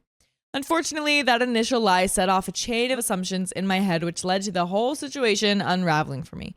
She now understands this and how decisions she made greatly upset me and threatened the future of our relationship. However, I'm glad I didn't make any rash and irreversible decisions until we both had a chance to sit together and discuss it. Despite those several days being painful and distressing for both of us, it's also made us think about what our relationship means to us, and it's lead to much more open and honest and frank discussions with each other. I would never have asked for this to have happened, but now that it has, it's going to help strengthen our relationship going forward. By the way, the truth is that we always have full episodes of stories just like this. Just go to Spotify, Apple Podcasts, or your favorite podcast app and just search OK Storytime, and we got you. But there is a little bit more. Should we just roll right into it, or do you have any final thoughts? OP seems confident he didn't cheat. Should we support OP in that, or should we fight it? That's the internal struggle I'm having here. Because it's the kind of thing, it's like OP at first didn't have trust for the wife. Now we don't have trust for OP.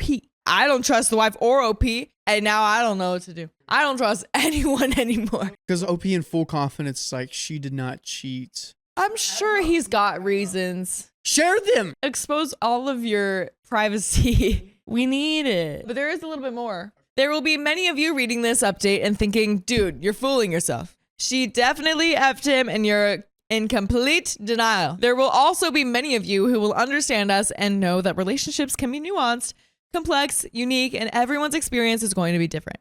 I had never had a reason to not trust my wife the entire time I've been with her, and I treasure and cherish her, and she feels the same way about me. You don't just go from that to packing your bags and moving out. Relationships are hard work, But the good ones are worth every ounce of effort and energy we put into them. Trust each other and fight for your relationships, and don't be too quick to give up on them. I'll hopefully update you in a couple of months, and for now, I'm extremely optimistic about our future. And that's coming from a serial pessimist. And that's the end of that story. Dang. This feels like very vague. Very vague. They do know how to fight for their relationship. That's one of the things they said in the beginning. They started out fighting. They're not going to go down without a fight. They will not. If he's happy and she's happy, and if they can work through it, then I'm happy for them. And if this is all a lie, man, that's rough, buddy. My ex-wife wants to adopt our son along with her new wife. I'm standing firm with a no. This isn't a 2-for-1 deal here. I, 35 male, was married to my ex-wife, 34 female, for 7 years. 2 years ago, my ex-wife came out as a lesbian.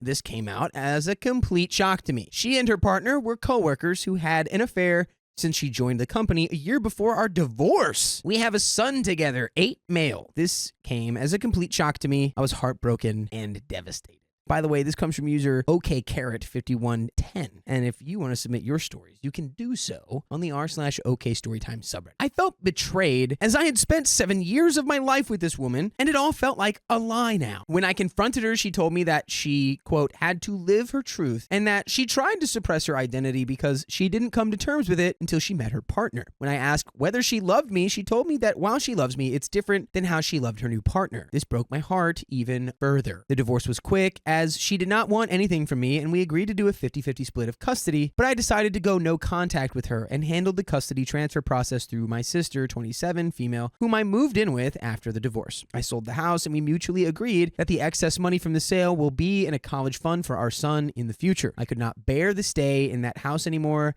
as it kept reminding me of her betrayal. For context, she introduced her partner as her work friend, and I believed it.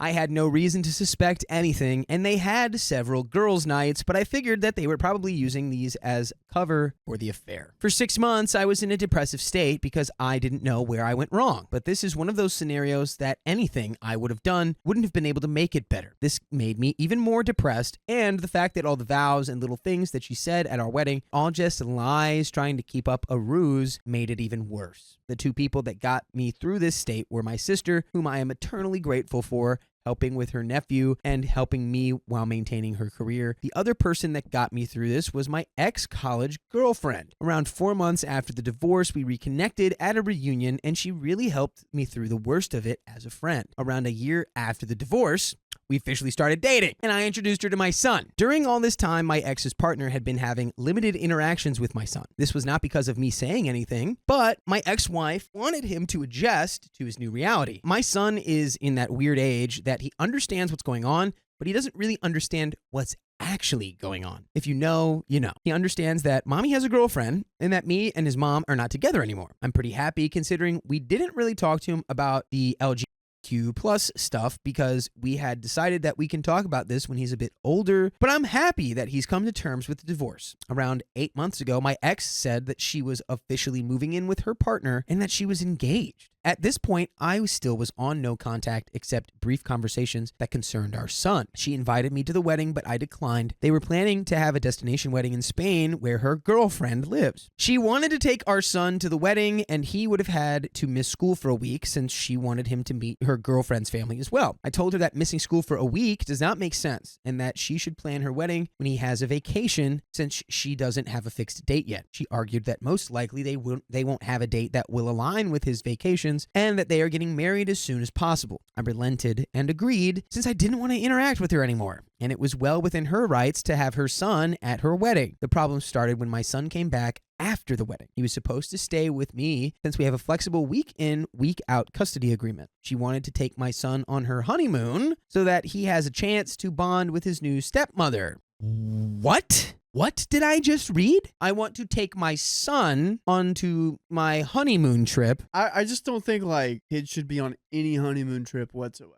not the point of that. Even if you got married and went on a trip afterwards, don't call it honeymoon. I told her that she had already had 2 weeks with him since she had custody for a week before the wedding, and that I wanted to spend some father-son time with him. I told her that it was well within my rights that she should go spend some time with her new wife. She argued that since our son's interactions with her partner were limited because of her busy schedule, that this was a great opportunity for them to bond. No, it isn't, you freaking weirdo. I told her that she had 2 weeks for him to get to know her partner. She said that they were busy with the wedding and did not have time. I told her that I had taken vacation days for us to go to a motorcycle expo and build a Lego set, 2 things that my son absolutely loves. She kept arguing, and I finally told her that the custody was placed for a reason, and that's the one thing I will not negotiate on. She got angry at me and left. Me and my son had a great experience. I even got him one of those kid-sized motorcycles since he liked them so much. Over the next few weeks, we returned back to our week in, week out routine. One day, I find that my ex posted a photo shoot of them and my son under a caption of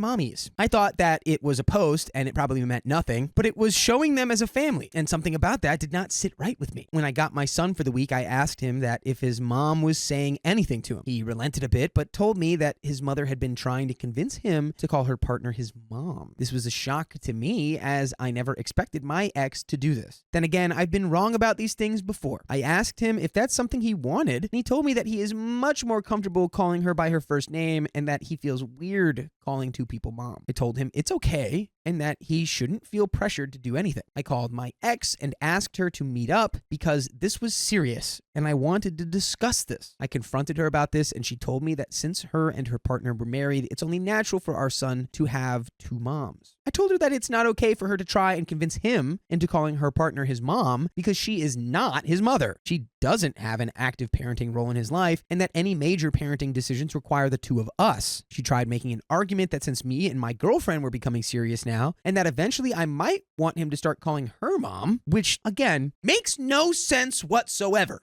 Yeah. Let the kid decide who he wants to call what. Yep. Like my grandma was supposed to be called Gam Gam, but she got called Mimi. That's what cousin Olivia could figure out at first. And then now and kids come to that, you know? Yeah. That's the way it is. I told her even if we become serious, I won't try and convince our son to start calling her mom because he already has 2 parents and he doesn't need more. Then she dropped the bombshell on me and told me that she and her partner were hoping that eventually down the line they could file for adoption. I'll still be able to visit and see my son, but she wanted her and her wife to have legal guardianship because they wanted to build a new family with them. So I told her absolutely not, and that our parents have no say in our kids' lives. She accused me of being homophobic for denying her the right to a complete family. And I told her while her life is her choice, our son's life has to be a thing that we decide ourselves. And by the way, lady, you can go ahead and adopt whoever you want. Why don't you go ahead and adopt a different kid? Why does it have to be this ours? I ended the conversation there and told my son to tell me if her mother tries to force him to do anything that he doesn't want to do. 3 weeks later, I found out that my ex had enrolled him in Spanish lessons that he told me that he hated doing. For context, my ex is Latin and her partner is Spanish, so they are more comfortable talking to each other in Spanish. We made the decision to raise our son in English because it made sense at the time, as she speaks English better than Spanish and I don't speak any Spanish. When I discussed this, she told me that she would like her son to connect more to his heritage. I said that I don't have any problem with that, but we have tried this several times before when we were married, and he has shown 0 interest in it. She told me that this time might be different since he'll have 2 Spanish speakers at home. I told her that I am all in favor of bilingualism because 2 languages are always an advantage, especially for kids. But if he doesn't want to do it, there's no real reason to force him to do it. Maybe try another language. She then accuses me of denying our son his roots and goes on a tirade of accusing me of denying our son his identity and coming back to me, denying her right to a family. My girlfriend usually stays out of these matters, but she advised me to contact my lawyer and see what they can actually do. My lawyer told me that even if they send an adoption notice, I can contest it, and it would take something exceptional like abandonment, etc. for my contest to get rejected. My ex keeps posting our son as a part of her new family, and it's honestly starting to trigger me. Trying to get in your head, dude. Don't let her. Do not let her get in your head. 2 weeks ago, I interacted for the first time with my ex's new wife after the divorce. She contacted me and asked me to meet up. She told me that my ex had finally started to recover from the social trauma of coming out and building a new life with her, and that I am now getting in the way of the happiness. She accused me of being emotionless and uncaring through our divorce, and how I guilt-tripped her into agreeing to my demands of 50-50 custody, and how I should just agree to the eventual adoption in a few years because she has always wanted a son, and that I will still remain my son's dad and I can still visit him. I told her that I don't care what her emotional state was during the divorce. I just remembered a very sad, tragic tale. Oh, what is it? I remember when a young Samuel Donner, he wanted to join the cool kids, but instead of labeling you as one of the cool kids, They called me Salad Boy because I ate nothing but salads. Could not trade my lunch for a lunch. Really anything. You know what community will always welcome you with open arms, Sam? And make you feel like a cool kid? The great people who have OK Storytime memberships. Oh, I heard that's 60 plus hours of members only content Monday, Wednesday, Fridays. You heard right, Sam, and it's only $5 a month. So go to the link in our description, youtube.com/OKOP show/join. Now back to the story. Chomp, chomp. And that my demands were fair even to the most irrational person. I told her that if they want to create this image of a perfect family, then they should have another kid that has no connection to me. I feel like all this has started to affect my son more than anything. He is a lot less happier than he was just a few months ago as we had started to adjust to this new reality. For context, since I know this is going to come up eventually, the emotional trauma of my ex coming out is basically the fact that her family effectively disowned her after coming out. Her parents don't talk to her anymore, while my son has plenty of interactions with his maternal grandparents when he's with me. Those two combined make significantly more money than I do alone. However, my ex-wife makes less money than me, but her partner is in a senior position, so she has more stability. This is also an argument my ex-wife used when we discussed adoption, since they can send our son to a private school and generally give him a better life. Hey, did you know that you can do that without adopting him? So by holding that over his head as some sort of token or some bargaining leverage, all it's telling me is that you're using your kid as a tool to win a negotiation, which is insane. Again, completely insane. I don't know if this is a factor, but the recent elections may have caused this to be because they are worried that they might not be able to adopt soon, but they don't want to adopt my son now, but in a few years. So I doubt this to be true. And here comes the update. First of all, I'd like to clarify that my son and I have been going to therapy since the divorce. He was doing quite well until the whole mom saga happened. My in-laws disowned her after she came out. They were not even aware about the affair when she came out to them. They still spend time with my grandson under the condition that they don't badmouth my ex and don't preach their views to him. They agreed and said that they valued a relationship with their grandson over any political view they might hold. I have been a part of every interaction that they have had with him because I was worried they might say something. Thankfully, this has not been the case. Her extended family has said to me that they have cut off all ties with her as well, some for the affair and some for her being gay. Our mutual friends also cut her off because of the affair. All of our mutual friends were my work buddies and their spouses/partners. I did not ask them to do anything. They came to the decision on their own. I was actually glad when she told me that she had made a friend on her own, as she used to complain about not liking her colleagues. We all know how that turned out. I'm pretty sure they're not planning to skip the country. I have all my son's documents, and we decided it during the divorce because she was still figuring out where to go, and since I was moving in with my sister, the chances of them getting misplaced were low. I also have had no demands for any documents, and she returned the passport to me when we came back. The whole adoption thing probably stems from the fact that my son has a very close relationship with his mother. The only times he has really complained to me is when she asked him to call her partner mom, and that she was making him do Spanish classes that he did not want. We did everything for him equally during our marriage, but I had to travel out of my state to my parents frequently during the vid because they were sick with pre-existing conditions and couldn't take care of themselves. My sister was on an assignment abroad at the time. My sister also agreed with this. Please let me know your thoughts. I listened to people and contacted my lawyer, who is also my friend, this morning. He told me the same thing as last time, and that it would take something really unusual for the adoption process to go through, like a child abandonment situation. He also said that they're a bunch of idiots that have no idea how the law works. He also told me that if the whole "we want to adopt him" is a real thing, and if she's talking crap about me to my son and I could prove it, I could get full custody. This has not been the case, as I've not heard my son say that his mom says bad things about me, and this brought me a sigh of relief. I plan to contact my ex today with the following conditions. We both install parenting apps and document all interactions. No more mention to me or my son regarding adoption or calling her partner mom. No more posting images of my son as a part of their perfect queer family because, frankly, I don't want my son's photos on the internet when he's so young and he can decide what he wants when he's older. I plan to talk to my ex in a couple of hours. Please let me know what you think about this. And there's a second update with the, I'm guessing, update on the situation. Hello all. So I talked to my ex today. She was busy yesterday and I wanted some more time to gather my thoughts. When we met, I put forth my demands, and she told me that the parenting app idea seems fine and that she has no problem with it. She got sad when I told her to drop the idea of adoption and calling her partner mom, as it's just not going to happen. She told me that her family was pressuring her to settle down. I proposed after a year of dating, and I did not know this. And getting pregnant so soon after getting married was not what she had in mind. She got pregnant a year and a half after getting married. Is that soon? I don't know. She told me that she was in the closet all her life because of her parents, and that she thought marrying me would cause her feelings to subside, and that she was happy until she met her partner. She did go through postpartum depression after giving birth, but I did not know that she didn't want to get pregnant so soon. She then told me that they, her wife and her, that the reason they wanted to adopt my son was because she wanted to start new. She then said that she was never really happy during our marriage, and that with her new wife, she could have the family she always dreamed of having. She didn't want my son to grow up to resent her for being a lesbian.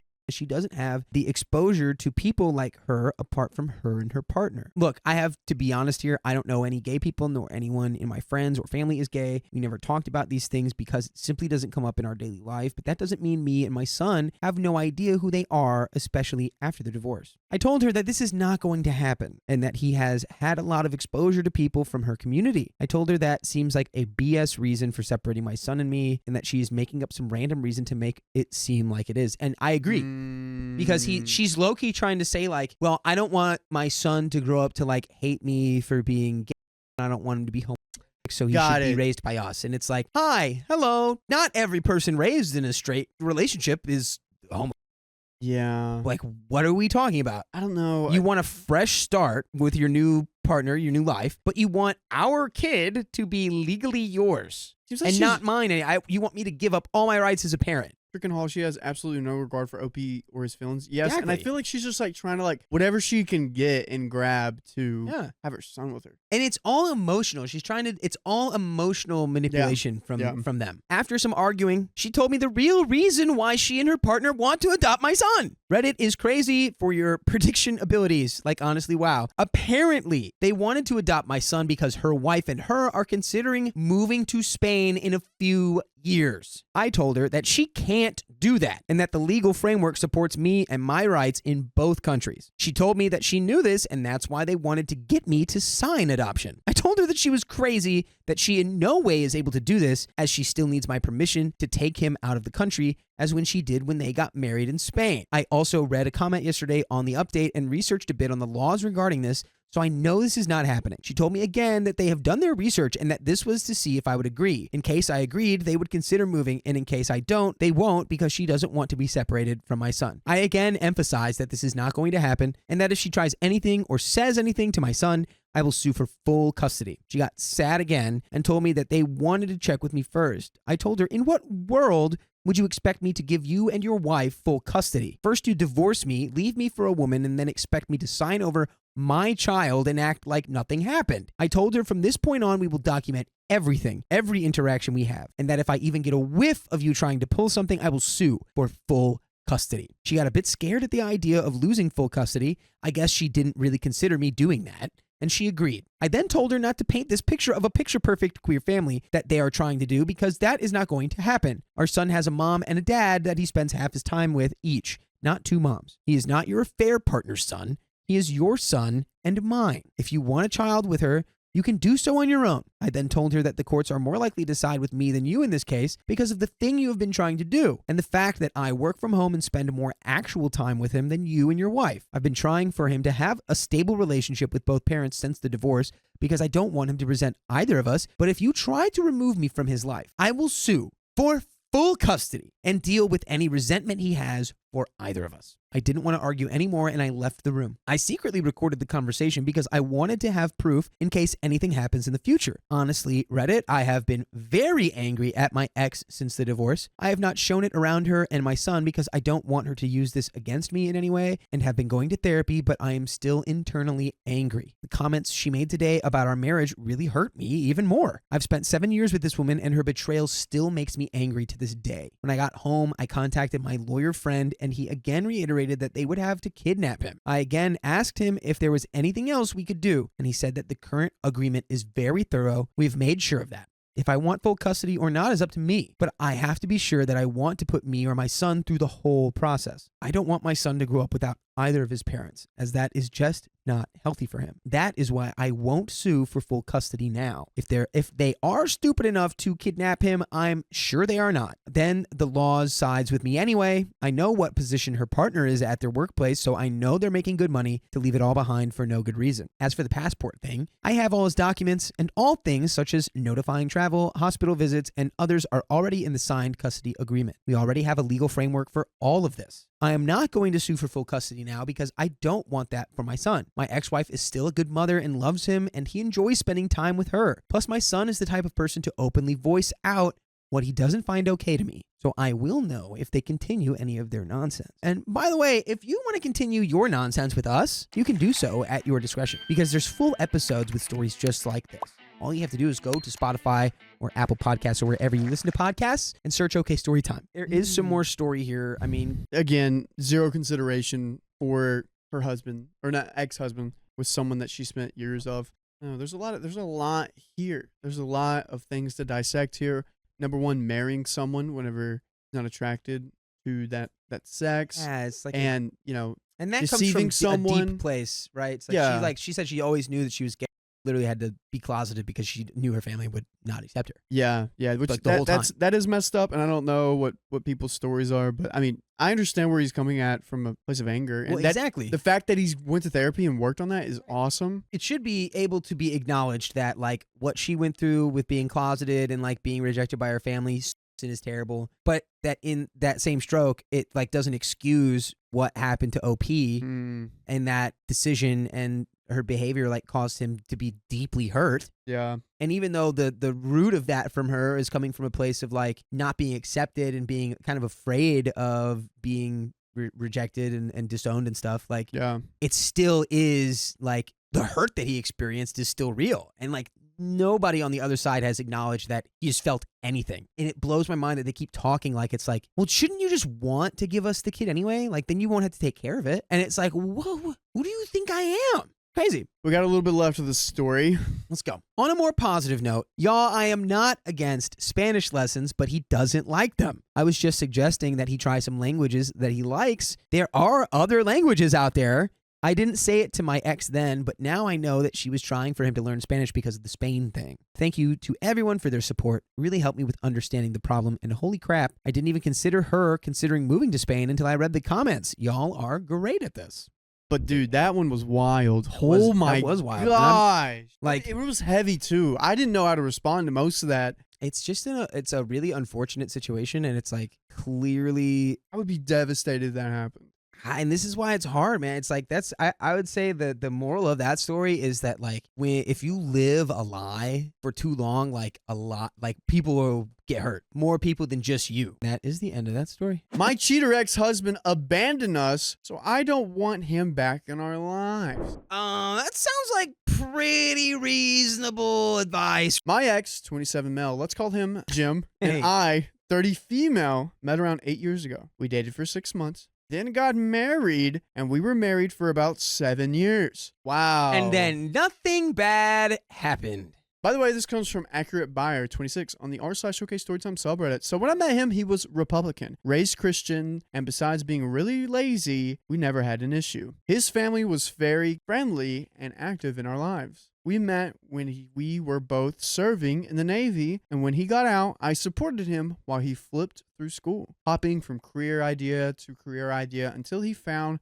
the one he liked. It took quite a few years. During our marriage, we had 2 kids. Let's just call them Jack and Jill for fun. Jack will be 5 and Jill almost 6 right now, and Jill just turned 4. Both very young. When Jack was 3, he was diagnosed with autism, nonverbal, but fairly high functioning. And my ex's overall withdrawal from interactions with him should have been my cue to say adios, but I figured he would mature with age. Around the time our oldest was turning 4, I got out of the Navy and became a stay-at-home mother, with our special needs child being my job, if you will. Even though I was still making the same amount of money as Jim, I was doing all of the child work and housework on my own. He got a dog that he refused to brush, so it became my job. It was a Malamute, so it was a job of its own. You get the point. Overall, extremely lazy and terrible with money. We bought a house, and 20 days after we closed, the pipes burst, flooding the entire house. It was a 1-story home, so we were devastated. I put the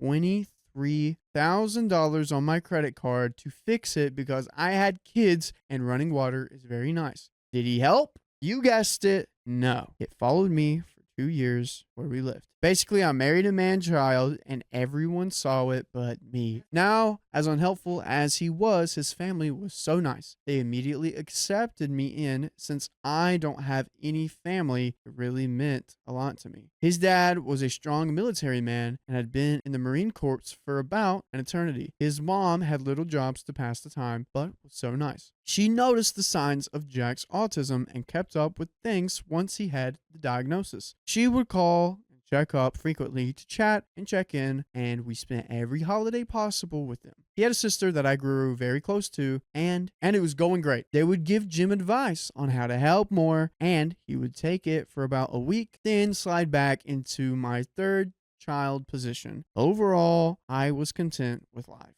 6 months before my marriage imploded, Jim started to change. I mean, in every possible way. He went from smoking meat at least twice a month and eating meat with every meal to being a vegetarian. He went from being Republican to a liberal, from supporting the police to hating them. He went from making fun of holistic practices to carrying around crystals. And then at the end, he truly believed he was a witch. Each change was a month apart, roughly. So I would barely have time to wrap my head around one major life change before he hit me with another. It went from never doing substances to getting a medical card and growing the devil's lettuce inside of our home. This was our only issue because of Jack and Jill. Towards the end, he had a long conversation with me about exploring his spirituality. Now he was the father of my children and was having some serious mental health concerns. I got him into therapy out of my own pocket. Girl! Sweetie pie move right there. That's, well, actually, it's more than the sweetie pie move. It's thinking of the children. My children need their dad to be not unhinged. So I guess I'll pay for his therapy for the kids. Yeah. For the kids, not for him. For the children. The children. He went to therapy, and basically, he came out as bi. I helped him come out to his family. I held his hand while he cried over a couple of months. I got him back on his feet and ensured he didn't lose his job. At this point, I was thinking he could just want to co-parent together and be civil, but then his boyfriend showed up. I knew there was a lover. I knew there was a lover involved in this. It's because you're a lover. Not a hater. I'm a lover boy. Long story short, I caught him cheating with this guy a week after I had given him an out from the marriage, and he had said he did not want to leave. We were soulmates, and he just wanted me to know all of who he was and all that. And now his mother and his sister both told me that he was more than likely cheating on me and that had been a previous issue. Oh, so he been cheating. Well, my sympathy levels are dropping rapidly. After I caught him, he came to me and told me he did not want to be a father anymore, especially to a child as broken and damaged as Jack. Ooh, and now you're getting thrown into an industrial smelter. I'm melting you down into your base components. That is wild. Yes, I recorded that whole conversation, and yes, I immediately kicked him out. He did not fight me on anything, gave me the house, signed over the kids, and quit his job and moved into a tent in the woods with his boyfriend. Excuse me? They hopped from campground to campground, but more on that later. Are these people... What? I had That's to sell... not the behavior of people who aren't actively committing felonies. Like, what is that? I had to sell the house. I could not afford the entire mortgage on my own with the debt I had on my shoulders from the house. With nothing but my pure depression determination, we had the house fixed up, ripped the flooring up, and put new flooring in the bedrooms, and painted a bunch of other things. I had my friends come and help a couple of weekends, but I made a really good profit off that house. I had to move a couple of states away, stay with a friend to get back on my feet. They lived in the middle of nowhere, and there were no service out there for Jack. I knew I couldn't stay there. Remember Jimmy the hippie? Him and his boyfriend broke up after 3 months while I was staying with my friend and had to retreat out of the woods. I heard he got a job, I don't know where, and he found a place, I don't know where. He changed his phone number, and I don't have that either. I had given him my number and the address of my friend to everyone so they knew where we were for emergency purposes. His parents texted my new number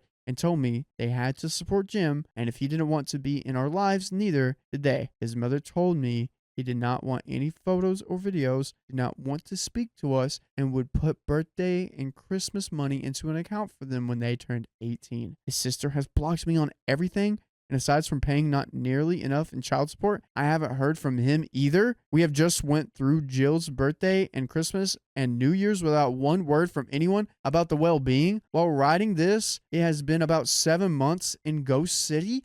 What? The grandparents and the aunts abandoned them? Dang, I didn't expect that. They were green flags. I didn't expect the extended family to pull a Danny Phantom here. That's crazy. They are phantoms. Well, I wonder why do family to be garbage. Do they blame OP for what happened? No, they're supporting their son. So in supporting my son, I have to abandon a part of his family. Low-key, there were some comments in here that is like, if you're like hopping from tent to tent with your new boyfriend and completely off the map, no communication, like you're up to no good. I don't know what you're doing. It's not great. And there were some people in the chat that were like, I'm sorry, but that's hard drugs. Yeah. They are skirting around. Oh, yeah. Ice skating. After staying with my friend, paying off all of my debt, and shooting my credit score to the moon, I moved back to our home state, found a place to rent in an amazing school district for Jack, and got back on my feet and finally moved out and finally found my peace. I reconnected with an old Navy friend who has been helping us a ton and treats me like an actual queen, though we are taking it very slow. And something that you don't have to take slow is finding us on your favorite podcast platform and listening to all the crazy stories just like this. Just go to Spotify or Apple Podcasts and look up Okay Storytime, and we got a plethora of crazy stories just like this, where your husband becomes bi and then starts doing hard drugs in a tent with a strange man. Yes. Just like that. Just like that. To be honest, most of them are not like that. Some of them are. I would say 30%. 30? That's such a high split, dude. That's 1 in 3. every other one would basically be this. But OP has healed, and we're getting the best update ever. Jack is in school and starts talking a bit more every day. We're going to get back to the story, but Sam, you have a copious amount of something. What, John? X's. I have like 4 or 5 or 6. I heard of 6 with a 0 All behind right, it. that 60 number, comes from somewhere else. Where does that come from? It comes from our OK Storytime membership. Yeah, that's freaking right. We have 60 plus hours of exclusive live streams on Monday, Wednesdays, and Fridays. It's only $5 a month, so go to the link in our description, youtube.com/OKOP show/join. Join a club almost as exclusive as Sam's X is. Well, let's get back to the story. And Jill is living her absolute best life. We finally have the life we should have had so long ago, and I am exceptionally proud of both my kiddos. I've learned a lot about narcissistic people and how to best avoid them in life. That being said, I did not tell anyone my new address because I figured if they wanted to know, they would ask. His grandmother has been the only one on my side, and I kept her fully informed. But other than that, I'm letting them have their space. So, am I the a-hole for not telling them my new address? And I have full custody, and it is in our papers. I'm sorry. Sometimes the am I the a-hole questions are so funny to me because it's like, I forgot this is an am I the a-hole post. It's just like it's like the equivalent of being like, am I the a-hole for saying 2 + 2 = 4? Yeah. Like, it's like, of course you're not, dude. Of course you don't want your weird, sketchy, like completely now destabilized ex-partner. Yeah. Or any of his family to have anything to do with you anymore. Absolutely not. Of course not. My ex-husband demands to involve his stepdaughter in my daughter's birthday celebration. Heads up, it seems there's some emotional and domestic abuse in the story. Skip if you're sensitive to that topic. Longtime lurker here. I have never thought I would do a post on Reddit about this, but my family is divided and I need to know whether or not I am being unreasonable, Throwaway for privacy. By the way, this comes from Throwaway Icicle from the r/OK Storytime subreddit. So for the past few months, I, 32 female, have been planning my daughter's, Rose, fake name's, 13th birthday party. That's a big one. For her birthday, I have been planning a week-long trip to Greece. Okay. Wow. Okay. Rose has been obsessed with Greece for the longest time and has been begging to go there for forever. And now I have finally saved up enough to give her a special birthday. The problem, however, is with my ex, Alex. Ever since I started planning the trip, he has been pushing for me to invite his stepdaughter, Mary. For some context, Alex and I broke up a few years after Rose was born due to cheating during the pregnancy. Gotta love that. We lost touch for a year or two before he came back into being in Rose's life. I agreed to be a co-parent with him, and things were going well, all things considered. That is, until he got married to his new wife, Sarah, who already had Mary from a previous relationship. Sarah and I get along really well, and so do Mary and Rose. Okay. Okay. So, all right. The issue is not with his new family, but with Alex himself. Ever since he got married to Sarah, all his attention has gone to Mary. At first, I understood he needed to get her comfortable with being her new dad, but it has reached the point where he barely puts any effort with Rose, his biological daughter. Yeah. He has missed several of her important competitions and events, as well as her birthday, just because he had to take Mary to the dentist. Mary needed to pick her up from school, or he wanted to take Mary to the movies. All are excuses he has actually used when I confronted him about his absence in his own daughter's life. I should clarify that I have no issues with Mary. I love the kid, but the issue is with Alex acting like she is his only daughter. I have talked to him about this several times, and he always uses the excuse that Mary needs a dad too, before telling me to stop acting selfish and to appreciate he was in Rose's life at all. Wow, that's not how that works. You're being selfish. Wow. While planning for the birthday, I didn't invite Mary and Sarah deliberately so he could spend time with Rose on the trip. Yes, I did ask them beforehand if they were okay with that. Mary doesn't like traveling anyways, so they both agreed to not come. Alex, on the other hand, has been refusing to accept this and kept pushing for me to invite her anyways. I have been refusing to budge, and it all came to a head last week when I asked Alex to confirm the dates, and he said he was not coming unless I invited Mary. I obviously said no, but he didn't back down. I finally had enough, and I told him that if he wouldn't come unless Mary came, then he shouldn't bother coming at all. He tried to argue, but I haven't spoken to him since then. He has been blowing up my phone, but honestly, I don't have the energy to deal with him. I don't blame you. Yeah. Some of my friends have been calling me asking why I uninvited him and saying I was acting like a bee. My mom agrees that he was being unreasonable, but also said that I was being cruel for kicking him from the trip entirely. I have thoughts that I want to talk about with Dakota in chat, but I'm going to save them for later. My sister, however, agrees that he shouldn't come at all. I was very sure of my decision before, but now I'm starting to think I overreacted. I don't want Rose to think that he doesn't care enough to come at all. But if I agree, he will spend the entire trip with Mary. Again, this is Rose's birthday. I know he will because he has done it before, and I don't think that that's much better for Rose. Everyone is divided, and I need to be sure whether or not I'm overreacting. Am I being the jerk here? We have an edit. Dakota. You're not being the a-hole here because honestly, from my perspective, if he does come with his stepdaughter and then gives her all of the attention instead of Rose, I feel like that's worse. Rose is going to feel worse than if he just wasn't there. Bingo. And also, there comes a point, like, the dad keeps, like, getting away, quote unquote, with this behavior of, like, constantly deprioritizing Rose. And at some point, there has to be, like, a line drawn in the sand, and it kind of has to feel like a bit of a slap to the face. Yeah. And I think this is honestly the wake-up call that he needs, where it's like, you cannot come to this trip unless you, just for one single week, prioritize your daughter. Just just 1 week. Yeah. On her birthday, that's it.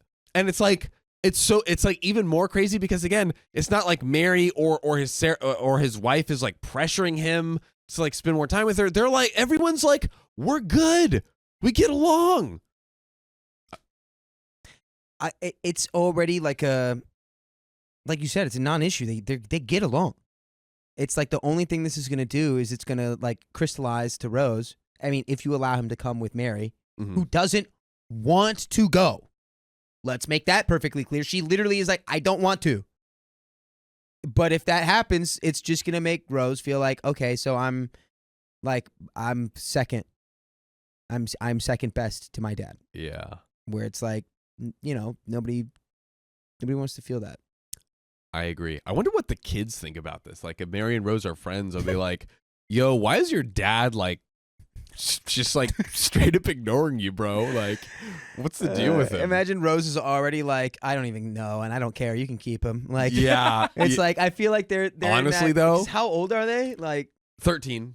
So like I can't even imagine what the mind of a 13-year-old is today because it's got to be so different from mine when I was 13. It's so out of pocket. I can't even imagine, bro. So she might be at the point where she's just like, nah, he's whatever they say nowadays. Whatever the kids say. But skibbity. We have so many stories of these like young kids, like 7 years old, 8 years old, having the emotional intelligence to sort of parse together like the dynamics of adult relationships and like how they impact it. So she might already be like, I don't even care. He's already shown me that he doesn't really care, so I don't care about him back. Who knows? But end of the day, it's like the best thing would be for him to just suck it up and go. But he can't do that because he's a big stinky, doo-doo man. It's crazy. Yeah. I was not expecting so many comments. I didn't expect it to get as much traction as it did. And I'm having some trouble answering all of them. I won't be online for long, so I hope this answers your questions. The first I'm seeing is that my ex is Mary's dad. That wouldn't be possible. I have met her father. She looks like a lot like him too. So yeah, let me make sure I understand that. The first is that my ex is her ex is not Mary's bio dad. Yes, Mary is his stepdaughter. Yeah. She knows Mary's actual father and they look alike. Does my ex have bad intentions with Mary? I don't think so. I could be wrong, but I think he thinks of her more like the daughter he always wanted. They also share many interests. And are Mary and Sarah okay with this? No. They have been trying to convince him to let it go, but my ex is very stubborn. I also asked them to not be involved so the drama would die down on its own. Is this what Rose wants? She really wanted her father to come. Ugh. She loves that man a lot, but I will ask her since it is her trip and her choice. Honestly, I will. That is a good point right there. I do think that she should maybe go to Rose and be like, hey, I told your father, it's a dicey one, but hey, I told your father, we should be here for you. It's, you, me, and your father, us as this family unit should be celebrating you. And this is your time. And so I want to leave that to you. He's saying he won't come unless Mary can come. What do you want to do? I think it actually is a good idea to put it in her hands since it is her trip and it's about her after all. But it is still hard to kind of like put the sort of executive authority on the 13-year-old who's not yet fully emotionally developed. It's like, it's not fair. It's not fair, but it's not anyone's fault except for the dad. She loves that man a lot. We're talking about Rose and her father, but I will ask her since it's her trip and her choice. Would she want Mary to come? Yes. Rose looks up to Mary and the two get along. How beautiful. Even without my or Sarah's involvement, they are just naturally friends. If you have any other questions, I will try to find the time to answer them. For now, thank you all for the support as well as the valuable advice and insights. I feel much less stressed about this. I will have a chat with Rose and an update for y'all when I can. We have an update. Hello again, Reddit. I wasn't planning on updating, but since we're heading to Greece tomorrow, Rose asked me to share an update for those who were interested. Here it is.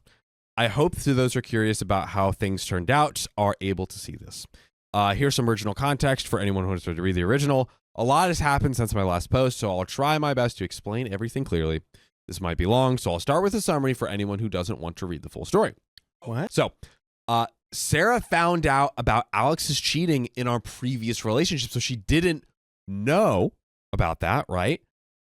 After that information hit Sarah and she fully understood, they're now getting a divorce. What do you know?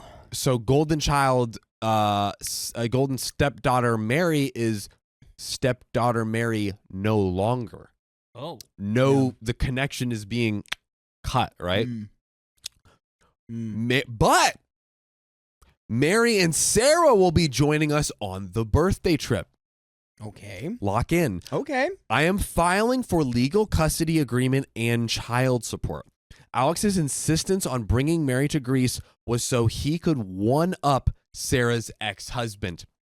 Now we see it's because he had this freaking wiener measuring contest between the freaking ex-husband. Yeah, it makes sense that this guy's a cheater because he sees people as pawns in his little game. Big facts. Big motherfucking facts. Now, for those who wanted the full details. After my last post, I called Rose's therapist for advice on how to approach the situation. Smart. Following his advice, I sat down with Rose, I explained everything, and even showed her the post. I reassured her repeatedly that none of this was her fault and apologized for making decisions without coming to her first. I told her to take her time to process everything and to let her know I was ready to listen whenever she was. I am glad I did so because a few days later, Rose came to me with her thoughts. Giving her time to reflect really helped her articulate herself and think everything through. She decided not to invite her dad on the trip, but was against cutting him off completely. While I initially disagreed, I respected her decision and I didn't push the matter. We discussed a lot of other things, but I'd prefer to keep those private. I also suggested family therapy, which she agreed to, and I've booked sessions for next year. She will still be going to individual therapy, and so will I. I hope that it will help us communicate better and also help me by making better decisions in the future as her mom. I love it. By the end of our talk, we ended up sharing a much-needed cry, which I admit I initiated, hugs, and then watched Mamma Mia. Great movie. Side note, to the commenter who suggested the movie, thank you. Rose and I loved it so much, we watched the sequel the same day. Oh, part 2? Nice. Ooh. It was the perfect choice for us to get excited for the trip. Nice. We are thinking of watching it again by the end of the trip as well. Now, so on to the drama. I reached out to Sarah and invited her over to talk about Alex. I showed her the post, including the comments concerning Alex's relationship with Mary. Do you guys, by the way, understand? They were saying Alex seemed to be very interested in Mary, his 13-ish-year-old stepdaughter. There's something about Mary. Is there an issue of concern there on a very deep level? I don't know. I think that might be that's a what they brought up before. I think given like the whole like making the ex-husband jealous, I think he was just trying to do literally what he's doing to his own kid. He's trying to make her ex-husband feel like he's on the outside looking in on his relationship with his own daughter. While Alex was literally at the same time being on the outside in of his own relationship with his daughter. To your point, actually, Opie says, while I don't share those concerns, I wanted Sarah to decide for herself. So as she read the post, she got to the part where I mentioned Alex's cheating. She was confused and asked what I meant. I explained how during my pregnancy, I discovered texts and pictures from other women on Alex's phone. When confronted, he admitted to cheating because he, quote unquote, wasn't ready to be a dad. That was why we broke up, and he disappeared for a while before returning to be part of Rose's life. She was furious. Alex had told her I had cheated on him, and that's why he wasn't involved in Rose's early years. There we go. That was just an italic slash. Right?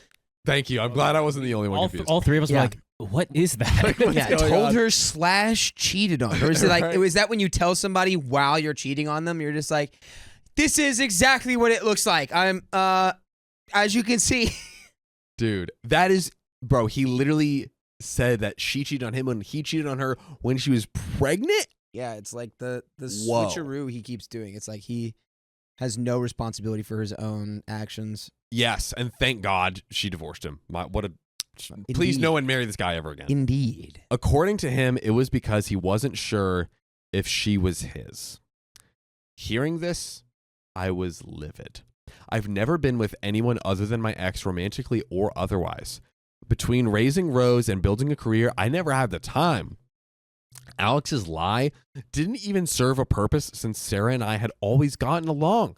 After our conversation, Sarah assured me that she was going to talk to Mary and confront Alex. So a few days later, she called me while crying, asking if Mary could stay with me for a while. I checked with Rose. She was fine with it, so I agreed. From what Sarah told me, she confronted Alex about the real reason we had broken up. During their argument, Alex was furious, possibly wasted, it was unclear, and he got physical with her. Oh, number 14. Number 14. I was and am still shocked by this. Alex had never been violent during our relationship and never even showed signs of being violent. Sarah doesn't have any family nearby, and Mary's father is away due to his job as a pilot. So Mary has been staying with us while Sarah handles the situation. After hearing about what happened, Rose invited both Mary and Sarah on the trip, which is incredibly kind of her. W freaking Rose. W Rose. Look at this beautifully emotionally mature teenager. We love to see it. Come on. We love to see it. My sister canceled anyways. She couldn't secure a sitter and didn't want to travel with the baby yet until she is older. So it will be me, Rose, Sarah, Mary, and my mom. It was the same amount of people who were coming originally, so I didn't have to make any new accommodations for them. As far as I know, Sarah hasn't made a report or anything yet, so Alex hasn't been arrested.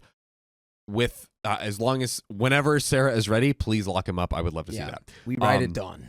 As for why Alex wanted Mary to join the trip, his mom unintentionally told me everything. About a week ago, she was calling asking to see Rose before we left for the trip. I wasn't really keen on the idea, but I agreed as long as Alex wasn't there. During our visit, she rambled on about how Sarah's family made Alex feel unappreciated and how Mary didn't call him dad and how Sarah's ex-husband was always showing him up, basically going on a rant about how her poor son, who everyone is against these days. You heard that right, folks. The idiot was doing all this not because he cared about either of the girls, but he wanted to be better than Sarah's ex. I am honestly still freaking pissed when writing this. He ruined his relationship with our daughter and used Mary to make himself look better than Mary's dad. I don't want to believe that this is the case and I am misunderstanding it, but it is something Alex has done before. I even talked to Sarah about it, and she agreed this might be the case. Although it was just speculation based on what his mom has told me, it is most likely the case since Mary has denied him being inappropriate with her. By the way, guys, you can always join us. 3 p.m. PST. Tap our profile. Join us on Facebook, YouTube, and TikTok. Come hang with the gang. I have cut off Alex, his mom, and told Rose we can revisit seeing him only after I have a legal custody agreement and child support. Both can take a long time, which I am grateful for. I'm hoping it will give Rose some time to think more about her relationship with her dad. Sarah has filed for divorce, which I'm helping with. She and Mary have been through a lot. Thinking about how this whole thing started, it feels so silly. It has been a mess, but that's the update. Thank you to everyone who supported and advised me. Your insights were greatly appreciated. We're looking forward to our trip, and I'll be focusing on giving Rose the special birthday she deserves. And that is the end of that story. My ex-fiancé just broke up with me, and now he's stalking me because I moved on quickly. Oh, the chase never stops. So, I don't know, man. I, 28, had been with my fiancé, Alex, 34, since 2020. We met at a friend's party, hit it off, and had been together ever since. Okay. He finished his doctorate in economics just last year. Since then, he has been working at the uni. I have my master's in media sciences and decided to start working instead of going for a PhD. By the way, this comes from you, Past House 2508 on the ROK Storytime subreddit. So the problem is that Alex broke up with me last Monday. It was literally so surreal, and honestly, Just weird. For the past few months, he'd been acting strange. He was making demands and then dropping them immediately. A few examples.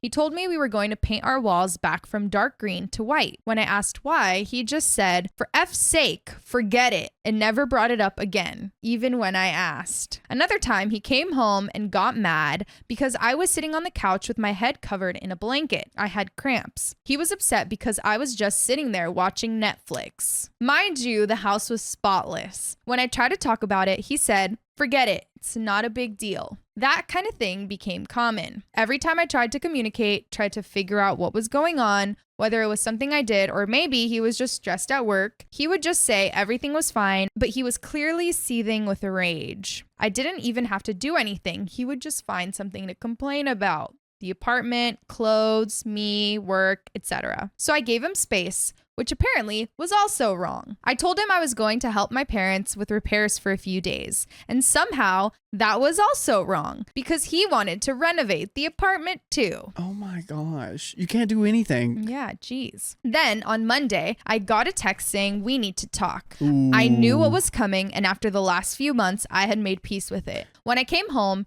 he was sitting on the couch. He didn't even wait for me to take off my jacket before saying, "I want to break up." Then the verbal diarrhea started. He told me he resented me. First, because I didn't pursue my academic career further, even though I was capable, and he didn't want to upset me at the time. Then, when I started making more money, since he didn't make much as a PhD student, he felt like I should have the last word financially, and he hated it. Mind you, I never said anything like, "It's my money, so I have the final say." That's a rule he imposed on himself, and he hated it. He said he hated our paint scheme, the couch, and even our effing crock pot. Then he told me he had rejected a better PhD program to stay here because I had already started my job by the time he got the acceptance letters. Only, he never even told me he had applied overseas. He said a few months ago he checked in with a friend who's in that program, saw how they were thriving, and decided I ruined his life. He said I had too much control over his life and that he hated the idea that I could just decide not to pay for things and F him over. I honestly don't even know what that means. He also said that he hated that all of his friends loved me and didn't let him vent about me. So clearly the problem is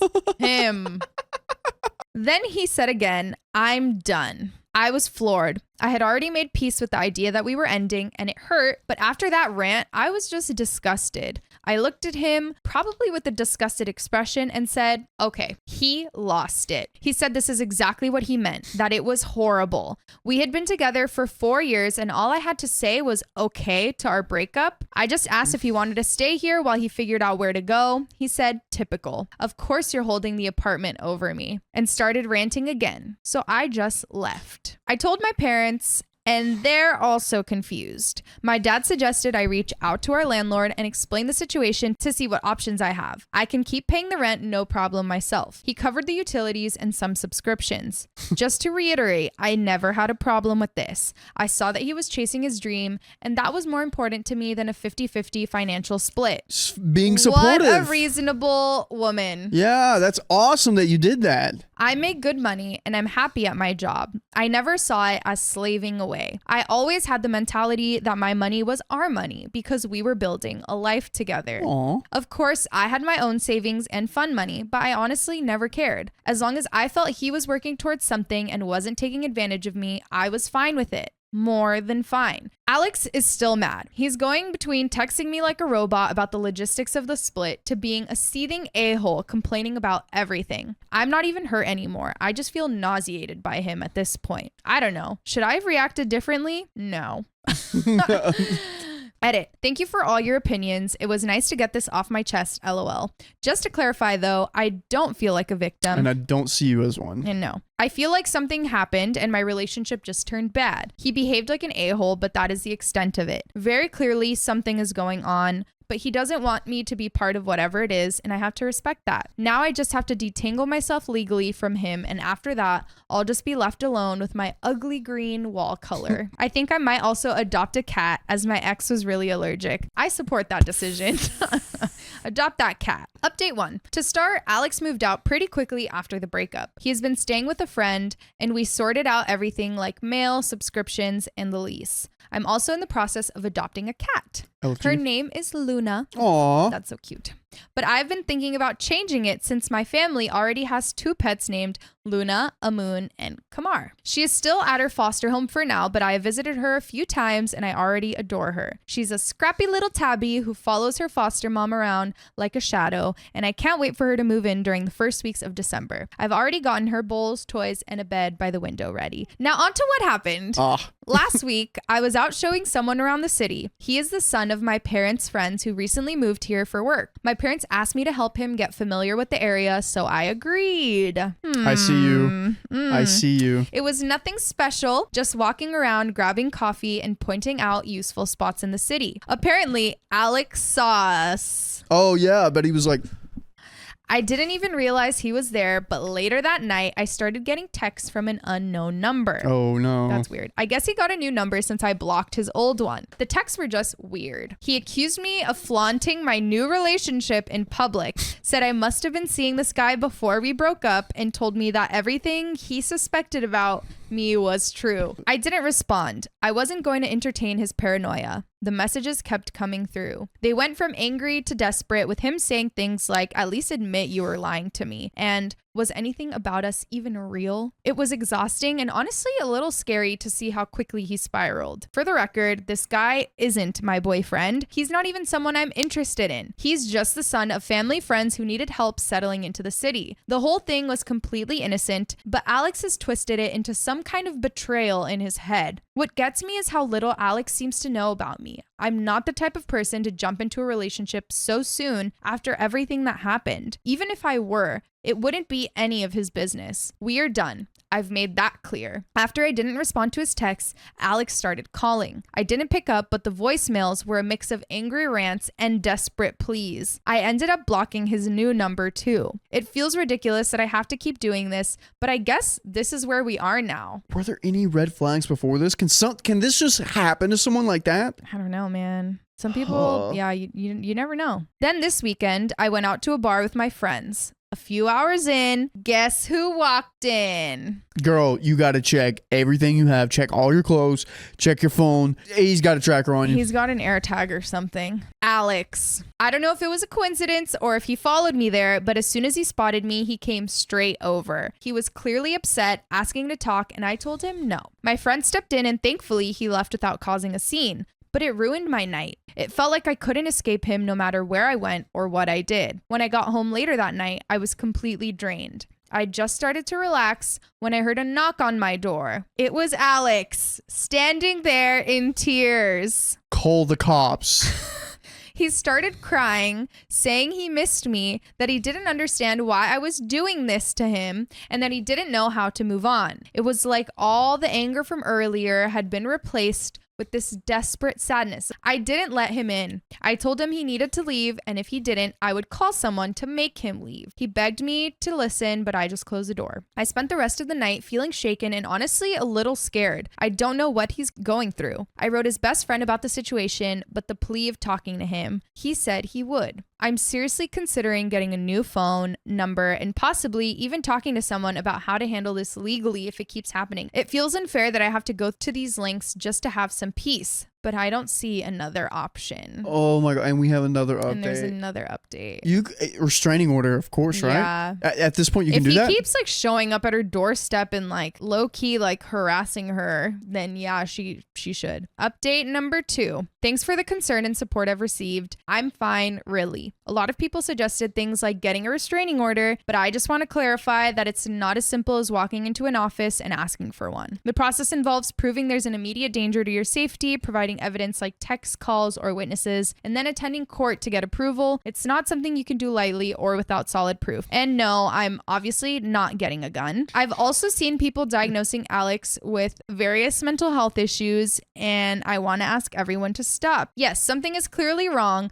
but I'm not a doctor and neither are most of you. It's not fair or helpful to label him with something like bipolar disorder or anything else without real expertise. For what it's worth, I don't actually feel like I'm in danger. In the past months, these were the only 3 incidents that happened. I don't think he's actively stalking me so much as he just knew my patterns. The bar we were at is my favorite spot, and it was a party of one of my closest friends, so it makes sense that he might have guessed that I'd be there. When he showed up at my apartment, he knows what time I usually get home. The city tour is the only thing that might have been more intentional, but it could also have been a coincidence that triggered everything. Anyway, this is the end of it. Yesterday, Alex came over with his mom and one of his friends. At first, I didn't want to let him in, but he promised me that this would be the last time I ever saw him. I agreed, mostly because his mom and friend were there, and I figured it would be more awkward to argue on my doorstep. Okay, it's in a it's in a public place with people. Okay.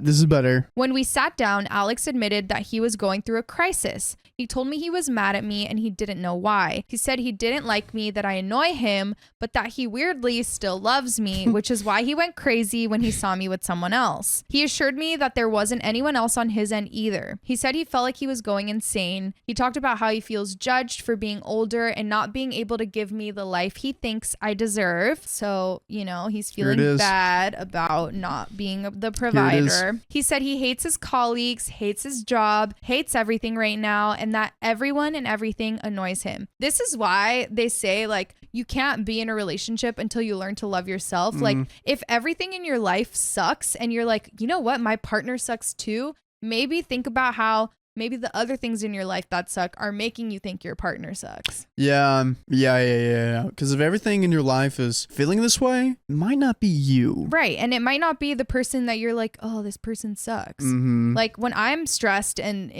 down in the dumps, I get more annoyed at my partner too. It doesn't mean that they're doing anything wrong. I'm just stressed. Yeah. He told me he feels old and he should want kids at this point in life, but he doesn't. That thought terrifies him. He said he just wants to be alone and not talk to anyone for a while. I didn't say much. I mostly just nodded because I didn't know what to say. After he was done, he told me he was leaving. He's on some kind of mental health leave from work, and he said he's leaving the country on Sunday. He's going to South America to spend time in nature and find himself. He thanked me for everything and said he was sorry for how he acted. Then he just got up, grabbed the few things he had left at my place, and walked out. His mom was inconsolable. She kept apologizing to me over and over, saying how embarrassed she was by his behavior.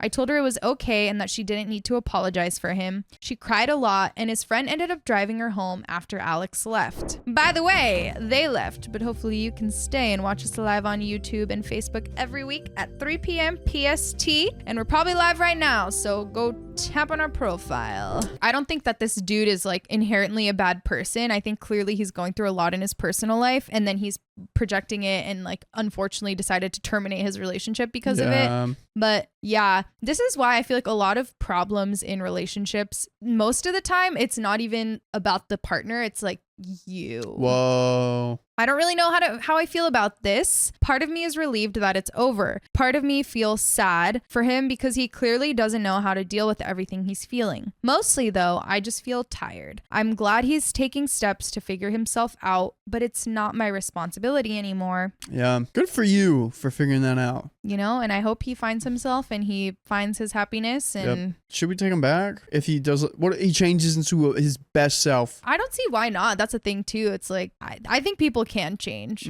Doesn't seem like they had like a bad relationship. I think he just was like going crazy a little bit. So that's the end of that story. Yeah. We're going to get to the next one. My family won't stop inviting my ex over to holidays. My girlfriend's over it. Are you sure about that? We've read a similar story. We have not read this one. My ex and I dated for 5 years. My family adored her, and it was assumed that we would be getting married soon. About a year ago, she broke up with me out of nowhere, saying that I was not enough of a man for her. Brutal, I know. After months of therapy, I started dating someone new. By the way, this girl's from Awkward Sweet TA Throwaway on the r/OK Storytime subreddit. So, now, during my therapy months, my family had already invited her to certain events. My family asked me if she could still come, and because I still wanted her back, I said yes. As soon as I started dating someone new and my ex had attended her last invited event, I thought that was the end of it.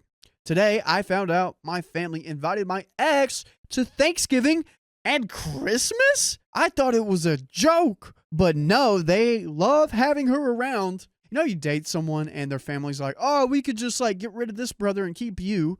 And like you like really vibe with the family because you're just a better human than any of their offspring. You know what I'm talking about? I put a stern warning that if she was invited, I would not be attending. I restated what my therapist told me, saying this was unhealthy for me and was violating my boundaries. My family doesn't care. They love her. She doesn't have much family and they want her included.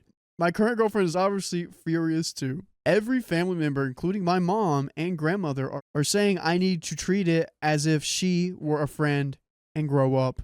I don't know what to do. Any advice? Edit, thanks to all of you for the advice. I'm gonna man up and tell them me and my girlfriend won't be attending. My family and her have already said it would be a cowardly thing to do to hide from my ex. But I don't give a darn F fork. These comments reassured me that this is not okay. I'm going to take my girlfriend somewhere nice and spend Thanksgiving with her. I might even try to organize buying plane tickets and seeing her family for Christmas. I'll keep you guys updated if anything else comes of this.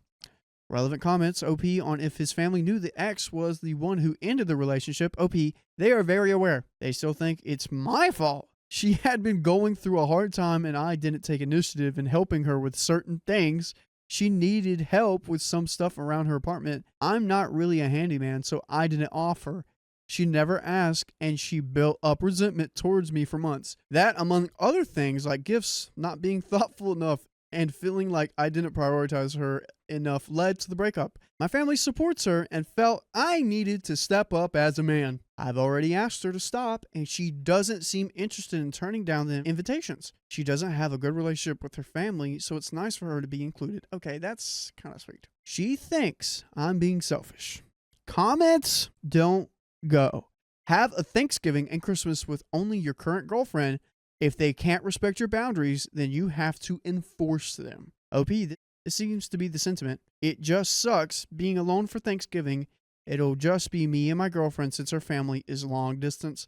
You probably have friends that would love to have you there. Come on! Dakota, can I come with you for Thanksgiving? No. I know you could. OP gives examples on why his family thinks he needs to step up and be a man. OP, her and my family feel I am not being enough of a handyman. My family is mostly union and construction, and I work in tech. My ex expected me to take initiative on her apartment issues, and I am not just that guy. Is it her apartment or do you rent? Because don't the landlords have to do that? What the heck? I'm also not very confrontational, so she felt I couldn't keep her safe. Those are just two examples. I'll give you a specific example that she stated during the breakup. Her sink had broken and was leaking pretty badly. Like, enough to fill up a bucket every 10 minutes. Oh my gosh. Her landlord wasn't going to be available for a few days, so she called me and asked me to come fix it. I'm very bad at handyman stuff. Okay, YouTube. You can at least figure it out on YouTube and get that rolling. I'm not making it, but like YouTube. Come on. Literally a channel that I will shout out because it's so great. It's on YouTube, and it's called Dad, How Do I? I'm very bad at handyman stuff. My first instinct was to offer to pay someone to look at it. Okay, she said a real man would have at least tried instead of paying someone.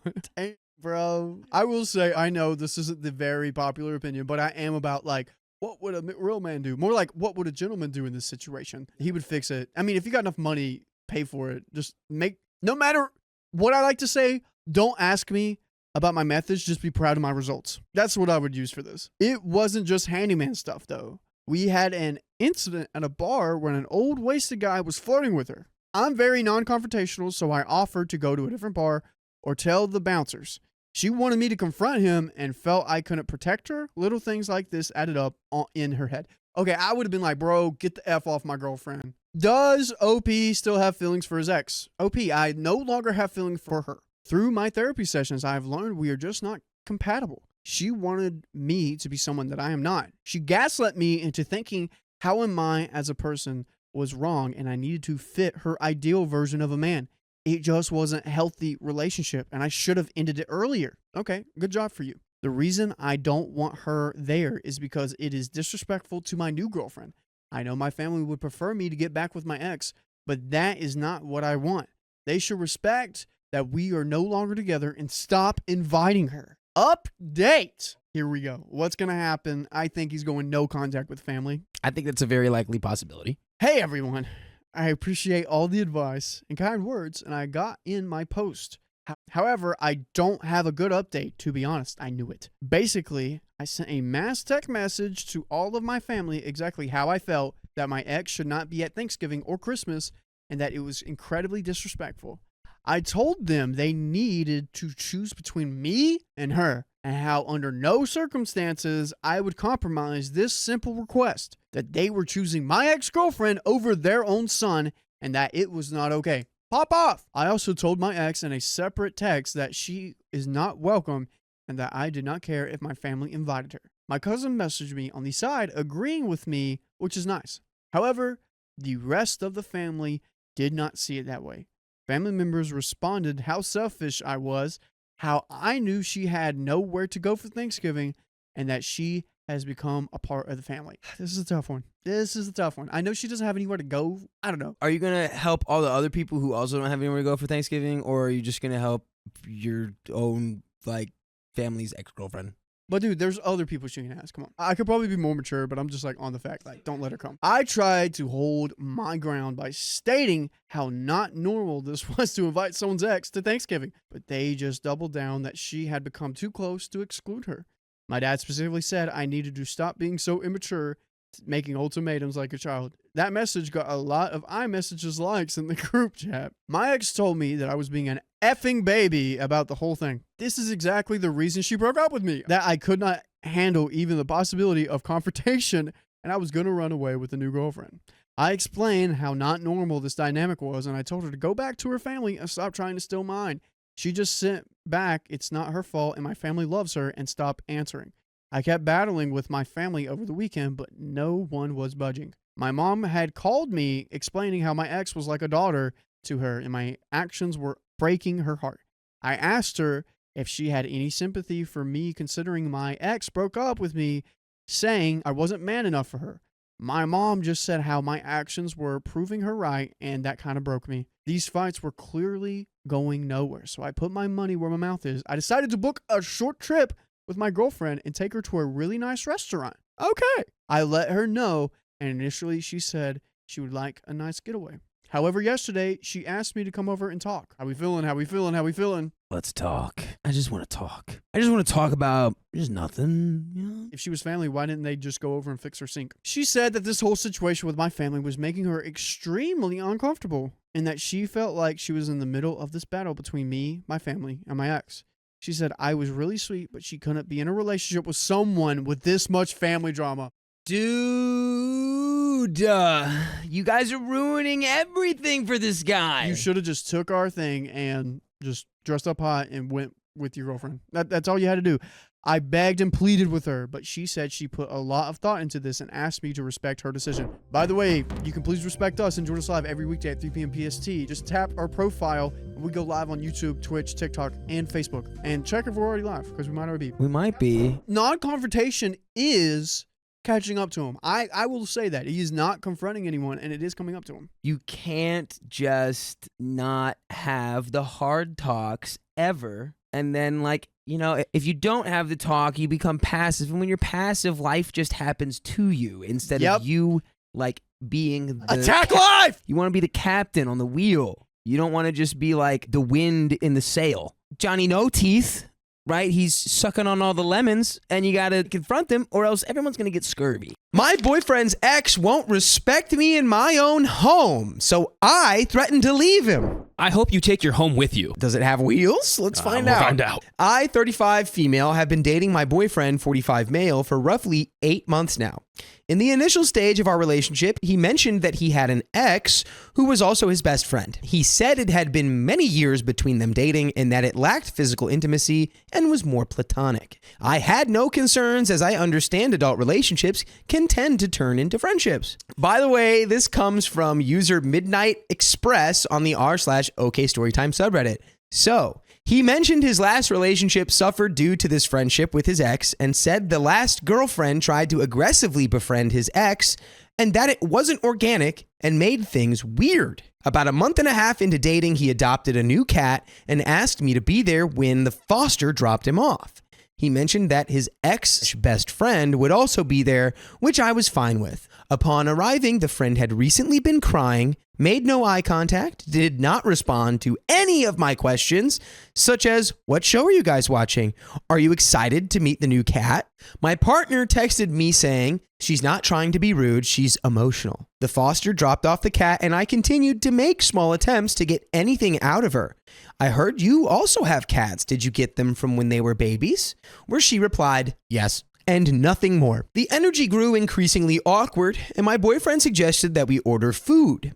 I excused myself to run errands as it was not comfortable. The next day, I spoke with my partner and informed him that I was concerned with the fact she was emotional before meeting me and that the energy was toxic. Oh, she was just emotional that OP exists. She pulled up and was like, I hate this person. I expressed that I didn't see healthy boundaries as he appeared to be coddling her behavior. I informed him that it was a red flag for me and that I do my best to not entertain toxic energy in my personal life and definitely not in my relationships. In between this time, I find out that they had tickets to see a comedy show and also a hotel room in town for the duration of the comedy weekend. When I was made aware, I informed my partner that it felt completely inappropriate to be spending the night in a hotel with this friend/ex. He stated that he bought the tickets/room well before we dated, and he just hadn't changed the arrangements. There had been some back and forth on my comfort level, but ultimately I forgave the situation as I knew that friendship was important to him. They continued to hang out as usual, watching shows at his place and ordering DoorDash. Fast forward, I move in with him. I was having issues with my previous living situations, and I was here every day anyway. She continues to come over, and I make other plans. He suggests I stay and be around. I decided Friday to run some errands and come back home where they were already hanging out. I text him 20 minutes before heading home, asked to pick up food for them, and then again when I parked in the driveway. I walk in the door and am immediately vocal. I ask them where they ordered food and what show they're watching. All I see is the back of her head on the couch. She does not turn around. My partner then hovers over the couch near her until she turns around. She half smirks and I say, "Hey Sarah, how's it going?"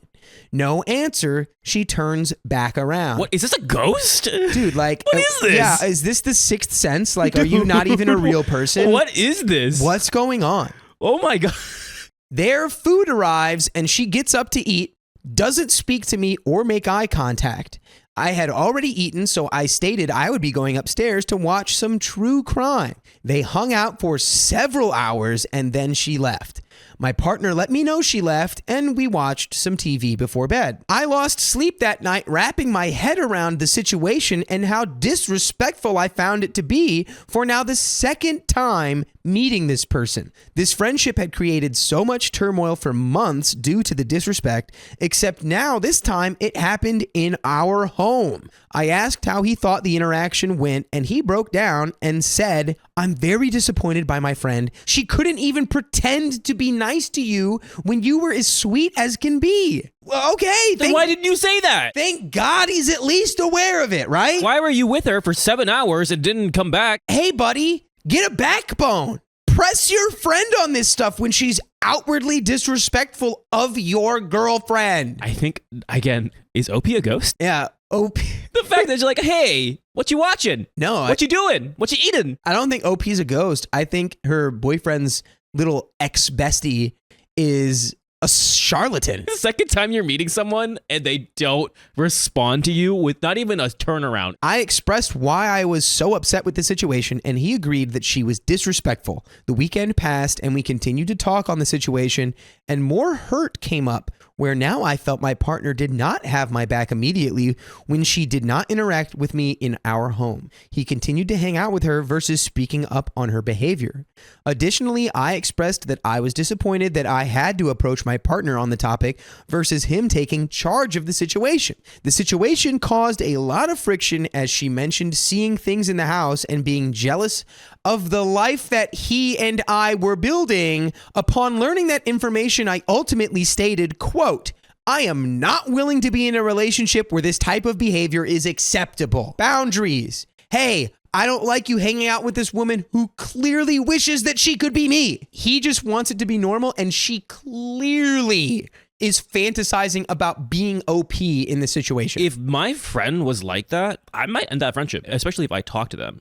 But dude, that's well, I think at this point, now that he's like, yeah, that was unacceptable of her, it's like you have to sit this friend down and have a talk with her. Be like, do you want to date me? If you want to date, what's your beef with? Oh yeah, like why are you so weird when if you still OP's have around? feelings for me, then we can't continue. Yeah. And he shouldn't say that because then that gives her the opportunity to manipulate and lie. Yeah, this shouldn't be petty. We shouldn't be in high school. This is adulthood. Let's be adults. Opie says, I am not willing to be in a relationship where this type of behavior is acceptable. He asked me to clarify my statement, and I stated, this friendship has caused many issues in our relationship. I am not willing to continue this if this friendship is still on the table. He agreed and informed her that they will no longer be continuing to be friends. There you go. There you go. I don't think it's that easy. OP wins. I want OP to win, but I don't think that's going to be that easy. I think it is. I think he said it's over. It's done. I'm cutting her off. You're right.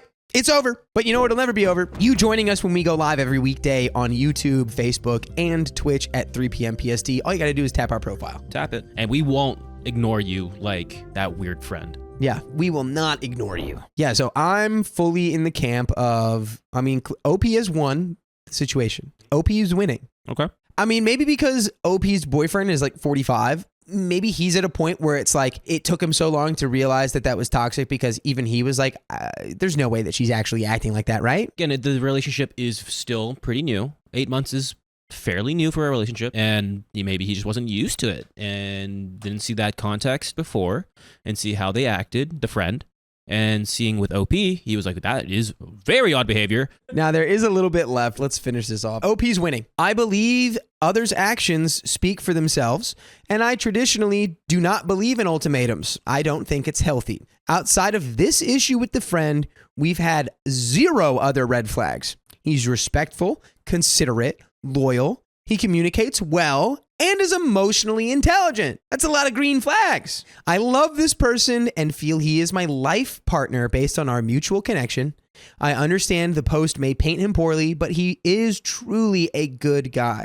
So am I the a-hole for giving an ultimatum? And there is an edit really quick. I should add, after the first meeting went sour, he offered to set boundaries to eliminate in-person hanging out and agreed she was a mess due to the outside anxious factors that caused her to be weird that day. Upon forgiving the original situation, I gave her a second chance to try again where she exhibited the same behaviors. He did try to rectify the first time. I was the decider for giving her the second chance. Again, boyfriend, good. OP, good. Friend, the friend, weird. Well, I'm happy. Wow, I was proven wrong. Usually, like with these stories, it's like, but there was more. The partner was like, Yeah. W. He's like, you know what? You're right. W partner. And it sounds like even the partner was like, she had other stuff going on that first time that was making her upset and anxious, but I doubt it. I bet you it was that you're with another girl. I don't know. Do you think there should have been one more chance for the friend? With him talking to the friend like, okay. No. You're a 2-chance guy. I just think based on the fact that there was already like a second chance given and it was exactly the same the second time, there's no reason for his friend to treat OP like that. I don't know if he actually had like a full-on conversation with the friend. Like, oh, this is it. Like, if you act like this one more time, our friendship's over. Oh, yeah, but then it's like, then she'll just like alter her behavior and it'll still be underneath it. I want to see in the comments, like, would you guys, if you were in not OP's position, but OP's partner's position, this is a friend that you care about and you've known for a while, would you like just end the friendship now after 2 times it was weird? Or like you have one more conversation, see where it goes, and then go from there? Would you do that? Let us know in the comments what you would do. But that is the end of that story. Would I be the a-hole if I didn't contact my ex after having my new baby? Hopefully, it's not a baby you have together. Because that wouldn't make sense. Ooh. And this is to answer, when does biological relation to a kid matter? This comes from Remarkable Ad 4953, who says, my 30 female ex, N, we'll call her, or call him 30 male, and I split up over a disagreement in February of 2020. Something destroyed their something rocked the world of their relationship right before the world was rocked of something else. Damn. What timing? Wow. I found out he had been doing I tried trying to think. There's nothing else I can think of. Hopefully it doesn't get taken down. Crystal M. Oh. Thank you, Sophia. It's okay. It's a recorded episode. So It's true. just edit it. Yes. Crystal M. The Crystal M. You know what I'm talking about. And I disagreed and broke up with him. Hey, I don't like how you've been taking ice lately. Ooh, that's another good one. Yes. Could you not do that? Sorry, babe. I'm committed to doing this. I might have to leave you. Oh, well, I'm not committed to this relationship anymore. Okay. Also, freaking great timing. Such great timing. If this had happened literally like 1 month later. 1 month later, she would have been stuck with this Crystal M head. Big facts. Big facts. I moved out of a house with 30 people in February of 2020. He would have had COVID every day. That would have been Sam. He had COVID so much. He's the king. Yeah. I'm rooting I've only for a had fifth COVID time. once. Wow. I'm gonna double knock him. I'm gonna knock on. Wait, you once too? Yeah. And Wow. I only had it last year in May, so it was literally after all the stuff was going on. It was Wow. my stupid brother. Yeah, it was someone I was doing a show, and someone in the cast had it. Dang. Sucks to suck. But what's Really happening more with than this once. couple? Well, we had a 1-year-old daughter at the time. Oh, I asked him to go no contact, and he said he didn't have a problem. And since he wasn't willing to work on himself, I wasn't willing to try and work it out. I allowed him to stay in my home that I solely own as it was inherited, so he could be close to his daughter, as he said he wasn't doing it anymore, but inevitably kicked him out in March of 2020 because Of COVID. in fact, he was still doing it. No, Different- what? Different reasons. Different reasons. Where did he go? That's the question. I feel like he didn't care. Yeah. He He had other things on his mind. had other things on his mind. He went to stay with a relative who made him go to rehab because she didn't want that mess around her children. Good. Yeah. 2 weeks into the rehab, he left in the middle of the night and hitchhiked an hour to my house and showed up at 1 a.m. saying he just wanted to see our daughter. No. I let him in and to her room where he looked at her for 2 seconds and went to lay on the couch. I asked him what he was doing, and he said he was going to sleep as it was late and he had traveled so far. No. For No. He literally used the daughter to get a free place to stay. liar. Liar. Liar! Cast him out. You sit on a throne of lies. I told him no and kicked him out. He showed up at my work the next day, but had just bought a drink and left. This man really keeps you on your toes. Never know my next move. He's Yeah, like, you I never need know, to see bros, the baby. next Okay. I need a drink. Okay, bye. A few days later, his mother messaged me asking if I had heard from him because the family hadn't in a few days. I told her I hadn't seen him since he showed up at my home and work a few days prior.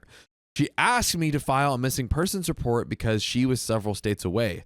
I didn't want to be in the middle of it, but I filed the stupid report where the officer treated me like a crazy ex, even though I gave his mother's number for the contact info and told the officer I wanted no part of it. He eventually contacted his mother and let her know that he was in a mental facility a few hours away from me. In June of 2020, he was released and was set to travel to his mother's state to live with her, and we arranged a visit for him and our daughter at his aunt's house. We were there for a couple of hours while he didn't play with our daughter and just sat sulking in his chair. That's the last time they physically saw each other. Since then, there's been barely any contact. He didn't call her the rest of 2020 and most of 2021 because, according to him, she would know. And she's a baby.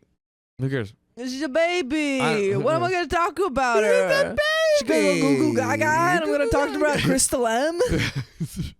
Oh my God. She doesn't have any teeth. I don't have any teeth. Yeah. I guess we can relate there. That's the only thing we have in common. Oh my God. In 2022, they were about 6 calls for a total of 4 hours, like 4 hours total for the whole year of talking to each other. In 2023, about 9 calls for 2 hours total. For our call time is rapidly decreasing. Yeah, slightly shorter calls. Throughout the years, I've asked him several times to contact her more, and twice he agreed to call more, but with ridiculous demands. Once in 2022, he wanted to call every night at 10 p.m. when he got off work, and I told him that wouldn't work as she went to bed at 8, and he said... She's a baby. She was just a baby. And he said, fine, and that he wouldn't bother calling. Honestly, let this man loose. Make him pay child support, but keep him away from your child. I don't think it's worth it. It is not worth it to keep him around because he seems like awful. And I would not want him around my child. Yeah, if anything, I feel like the contact might even like make things worse. I think so. Versus just like, hey, let's like insulate ourselves and be able to just focus and build and whatnot ourselves. Keep him away. That's all I'm saying. Another time in 2023, I asked again for him to contact her more, and he said he would call her every morning at 9, and I asked him to pick another time as she was in school at that time, and he said that's the only time he was willing to call, so obviously it didn't happen. Like, if he cared, he would find a time. Yeah. No, he doesn't care. Even on the weekends or something. Yeah. He clearly does not care about this child at all. I think he's like saying that just to be able to be like, oh, well, you're just trying to keep me away because that's when I can call and you're not making it happen. I can only call at midnight or 4 in the morning. Yeah. I have a strict Doesn't schedule, work for you? 1 a.m. to 4 a.m. And if you can't accommodate that, you're ridiculous. It's your fault. You're keeping me away from my daughter. Apparently, if you smoke ice, you can't talk to your daughter anymore. Oh my God. Well, in October of 2021, I met a man. Oh, met a man. Hopefully let's call him. Do ice. Oh, let's pray. Dear Lord, please don't let this man have ice. Don't let him hit the pipe, but let him lay the pipe. I'm gonna take that out of my prayer. Got him. I'm keeping it in. I met a man, we'll call him Jay, at my work, and we hit it off. He's an amazing man and loves my daughter. She loves Jay, and it didn't take long for her to start calling him Daddy Jay, and eventually, really, just Daddy. Wait, really? Calling him Daddy Jay? Daddy, his name. Oh, okay. Jay is his fake acronym Daddy letter J. name. But that's still funny. She's like, Daddy John. Daddy J. Is that my new nickname? Daddy J. What's up, y'all? It's Daddy J coming to you live from OK Storytime Studios. Completely sober, Daddy J. Not a drunk Uncle Energy at all. No. He proposed in May of 2022. Yeah. And in January of 2023, we officially started trying for a baby. And it didn't take long to conceive. Hey, yo. So fast forward to Christmas of 2023. N, my ex's mom, comes to visit our daughter. She tries to visit once a year and sends gifts every holiday, but never calls her. We met her at her cousin's home, and while there, her cousin's wife, who's a good friend of mine, let it slip that I was 6 months pregnant. She asks questions and congratulates me. I thought it was all fine. Until I start getting messages from N basically complaining that I'm knocked up and whatnot.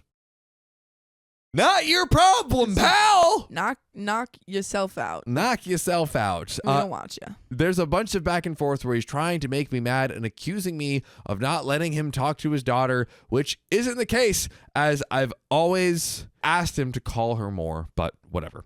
After checking my blood pressure and seeing that it was 160 over 120, I eventually tell him I won't be responding, and he was stressing me out and making my blood pressure rise.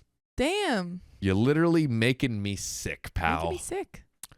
He informed me that he doesn't give a F about my blood pressure and hopes I have the most stressful day and that I stay stressed. He sucks. I told him that since he was wishing harm on me and my baby, that I won't be responding to him until after I give birth. He got mad and said, we'll see. But thankfully, left me alone. Kick him out. Get him out. Get him out. We already kicked him out of the house. Now we got to kick him out of your life. We got to kick him out of the universe. Please. Go through a wormhole and never come back. Grow on a frozen rock where you can do your frozen rocks in space. Like a comet. Get out there. Anywho. I forgot to mention this earlier, but when I had my first daughter, she was delivered by emergency C-section because I suddenly developed preeclampsia. Preeclampsia. Of course, Eclampsia? I'm an expert in that. But just to pop quiz me, Riley, why don't you let us know what a preeclampsia is? A condition in which one or more Oh, it is eclampsia. convulsions occur in a pregnant woman suffering from high blood pressure, often followed by a coma, and posing a threat to the health of a mother and baby. I love the way you're like proposing a threat to the mother and baby.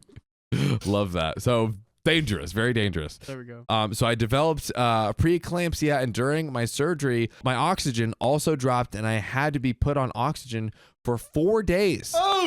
And had to stay an extra 2 days in the hospital to be monitored, and our baby was in the NICU for 3 weeks. Oh my God. So going into the second pregnancy, there were already concerns as my blood pressure was high the whole time.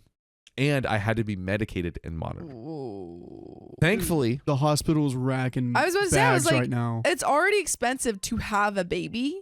yeah. And then to also have to pay all of those medical bills. Hopefully there was some, it's like disastrous care or whatever it's called for the pregnancy, where it's like, okay, when extreme complications occur, there is at least covered up to a deductible, hopefully. But who knows? Healthcare. What are you going to do? Thankfully. She was born in March without emergency intervention, and we were fine. Okay. We love to hear that. I haven't reached out to my ex, and honestly, don't want to. Don't. Good. Don't. My daughter honestly doesn't know this man and hated when I made her talk on the phone to him. More evidence you should run away. He brings nothing positive to our lives. Sorry it's so long, and if things aren't worded well or if I left anything out, as I'm writing this between customers while I work, willing to answer anything in the comments. Quick edit to add. As far as I know, he's clean, but he did have a DUI in 2020. Kinda. So just get him out of your lives. Look, if he's off the ice, that is definitely a major improvement just for him and his health. Well, but he is still the still stinkiest sucks. of stinkiest mans. Get him out of here. I think the don't care. situation is, if he comes back to you and says, hey, I want to be in my daughter's life, I'm willing to make changes, I will prove to you that I want to be in her life, and I'm going to do all of that. But until then, I don't think you should force it on him, because he's just going to make you and your daughter's life worse. Like, it's going to make it worse. Classic case of like, you think adding more people might help, adding the extra person will make it worse. Yeah, get rid of the freaking useless bits. 100%. He's the useless bit. The useless bit. Get him out of here. here. I don't know. So we've pretty much already said this, but to be crystal clear, go no contact. To be crystal clear. Did not even mean to do that, but thank God I have such an intelligent, hardworking, incredible co-host, such as Sophia, to give me the assist. Thank you. Also, what? I hate to be this way. What do you got? But if someone was, in order, like, you know, going to be on the crystal, I'm voting you. For some reason, I don't know why. What? But because I think it's just because you're from Florida. Not really sure, but I was like, who in our group? Yeah. I like that you were like, I hate to be this way. I do. I hate that really do. thought went in my head. But you know how I am with thoughts that come into my head. I have to say them. The most beautiful thing is that Riley did not actually have to share any of this. No. But he actually does, because it is the impulse that builds inside of him that he can't. Look, guys, the amount of times he has either existential crises or crazy thoughts that just like, we're just sitting there and he'll just like say it. It is I'm never true. prepared. He does just say things. He truly does. I feel bad for keeping it in because I'm like, oh, I feel bad that I thought this. I gotta let him know. Yeah, he's like, oh, I need to tell you this right now. But you know, Riley, you know, sometimes it is okay to have a private thought to yourself. It is true. Sometimes you don't need to tell us. Sometimes actually benefits the people around us to not share those thoughts. Yeah, it's true. And while it might be getting off of your chest, it might be you know, it's so heavy and I need to like let it go. Like, do you you see what he just did there? Yeah. But like, I have to like, I just can't like keep it on me anymore. I gotta get it. Like, ooh, I need you to hold this now. See, this is why I don't think the other story that Riley didn't let me tell you about, the person was supposed to keep a secret from her partner, and Right. Riley was like, I would keep it a secret to the grave. I would. You couldn't. I would call my buddy Rex and be like, hey, this is what happened. He'd be like, You damn, would that's You just listen, have to this is tell what would them. happen. I call Rex, he'd be like, damn, that's crazy, and then it's done. but you've already told someone. Yeah, and it's Rex. And do you know where to find Rex? I think Kind I of. think that you would end up telling them. I would not. I don't think you could keep that secret. I will. What was the secret? Oh, Quickly. it was that the father-in-law told OP that her husband, that his sisters weren't biologically his sisters. They Mm. were his uncles, Classic case Yeah. of Uncle not the real Dad. children, not the real children, not the biological Yeah. children. That is it for this episode, That's right? the end of that episode. Over an hour. Here we go. Over and out. If you love us, make sure to subscribe. We love you And and see see you you tomorrow. tomorrow.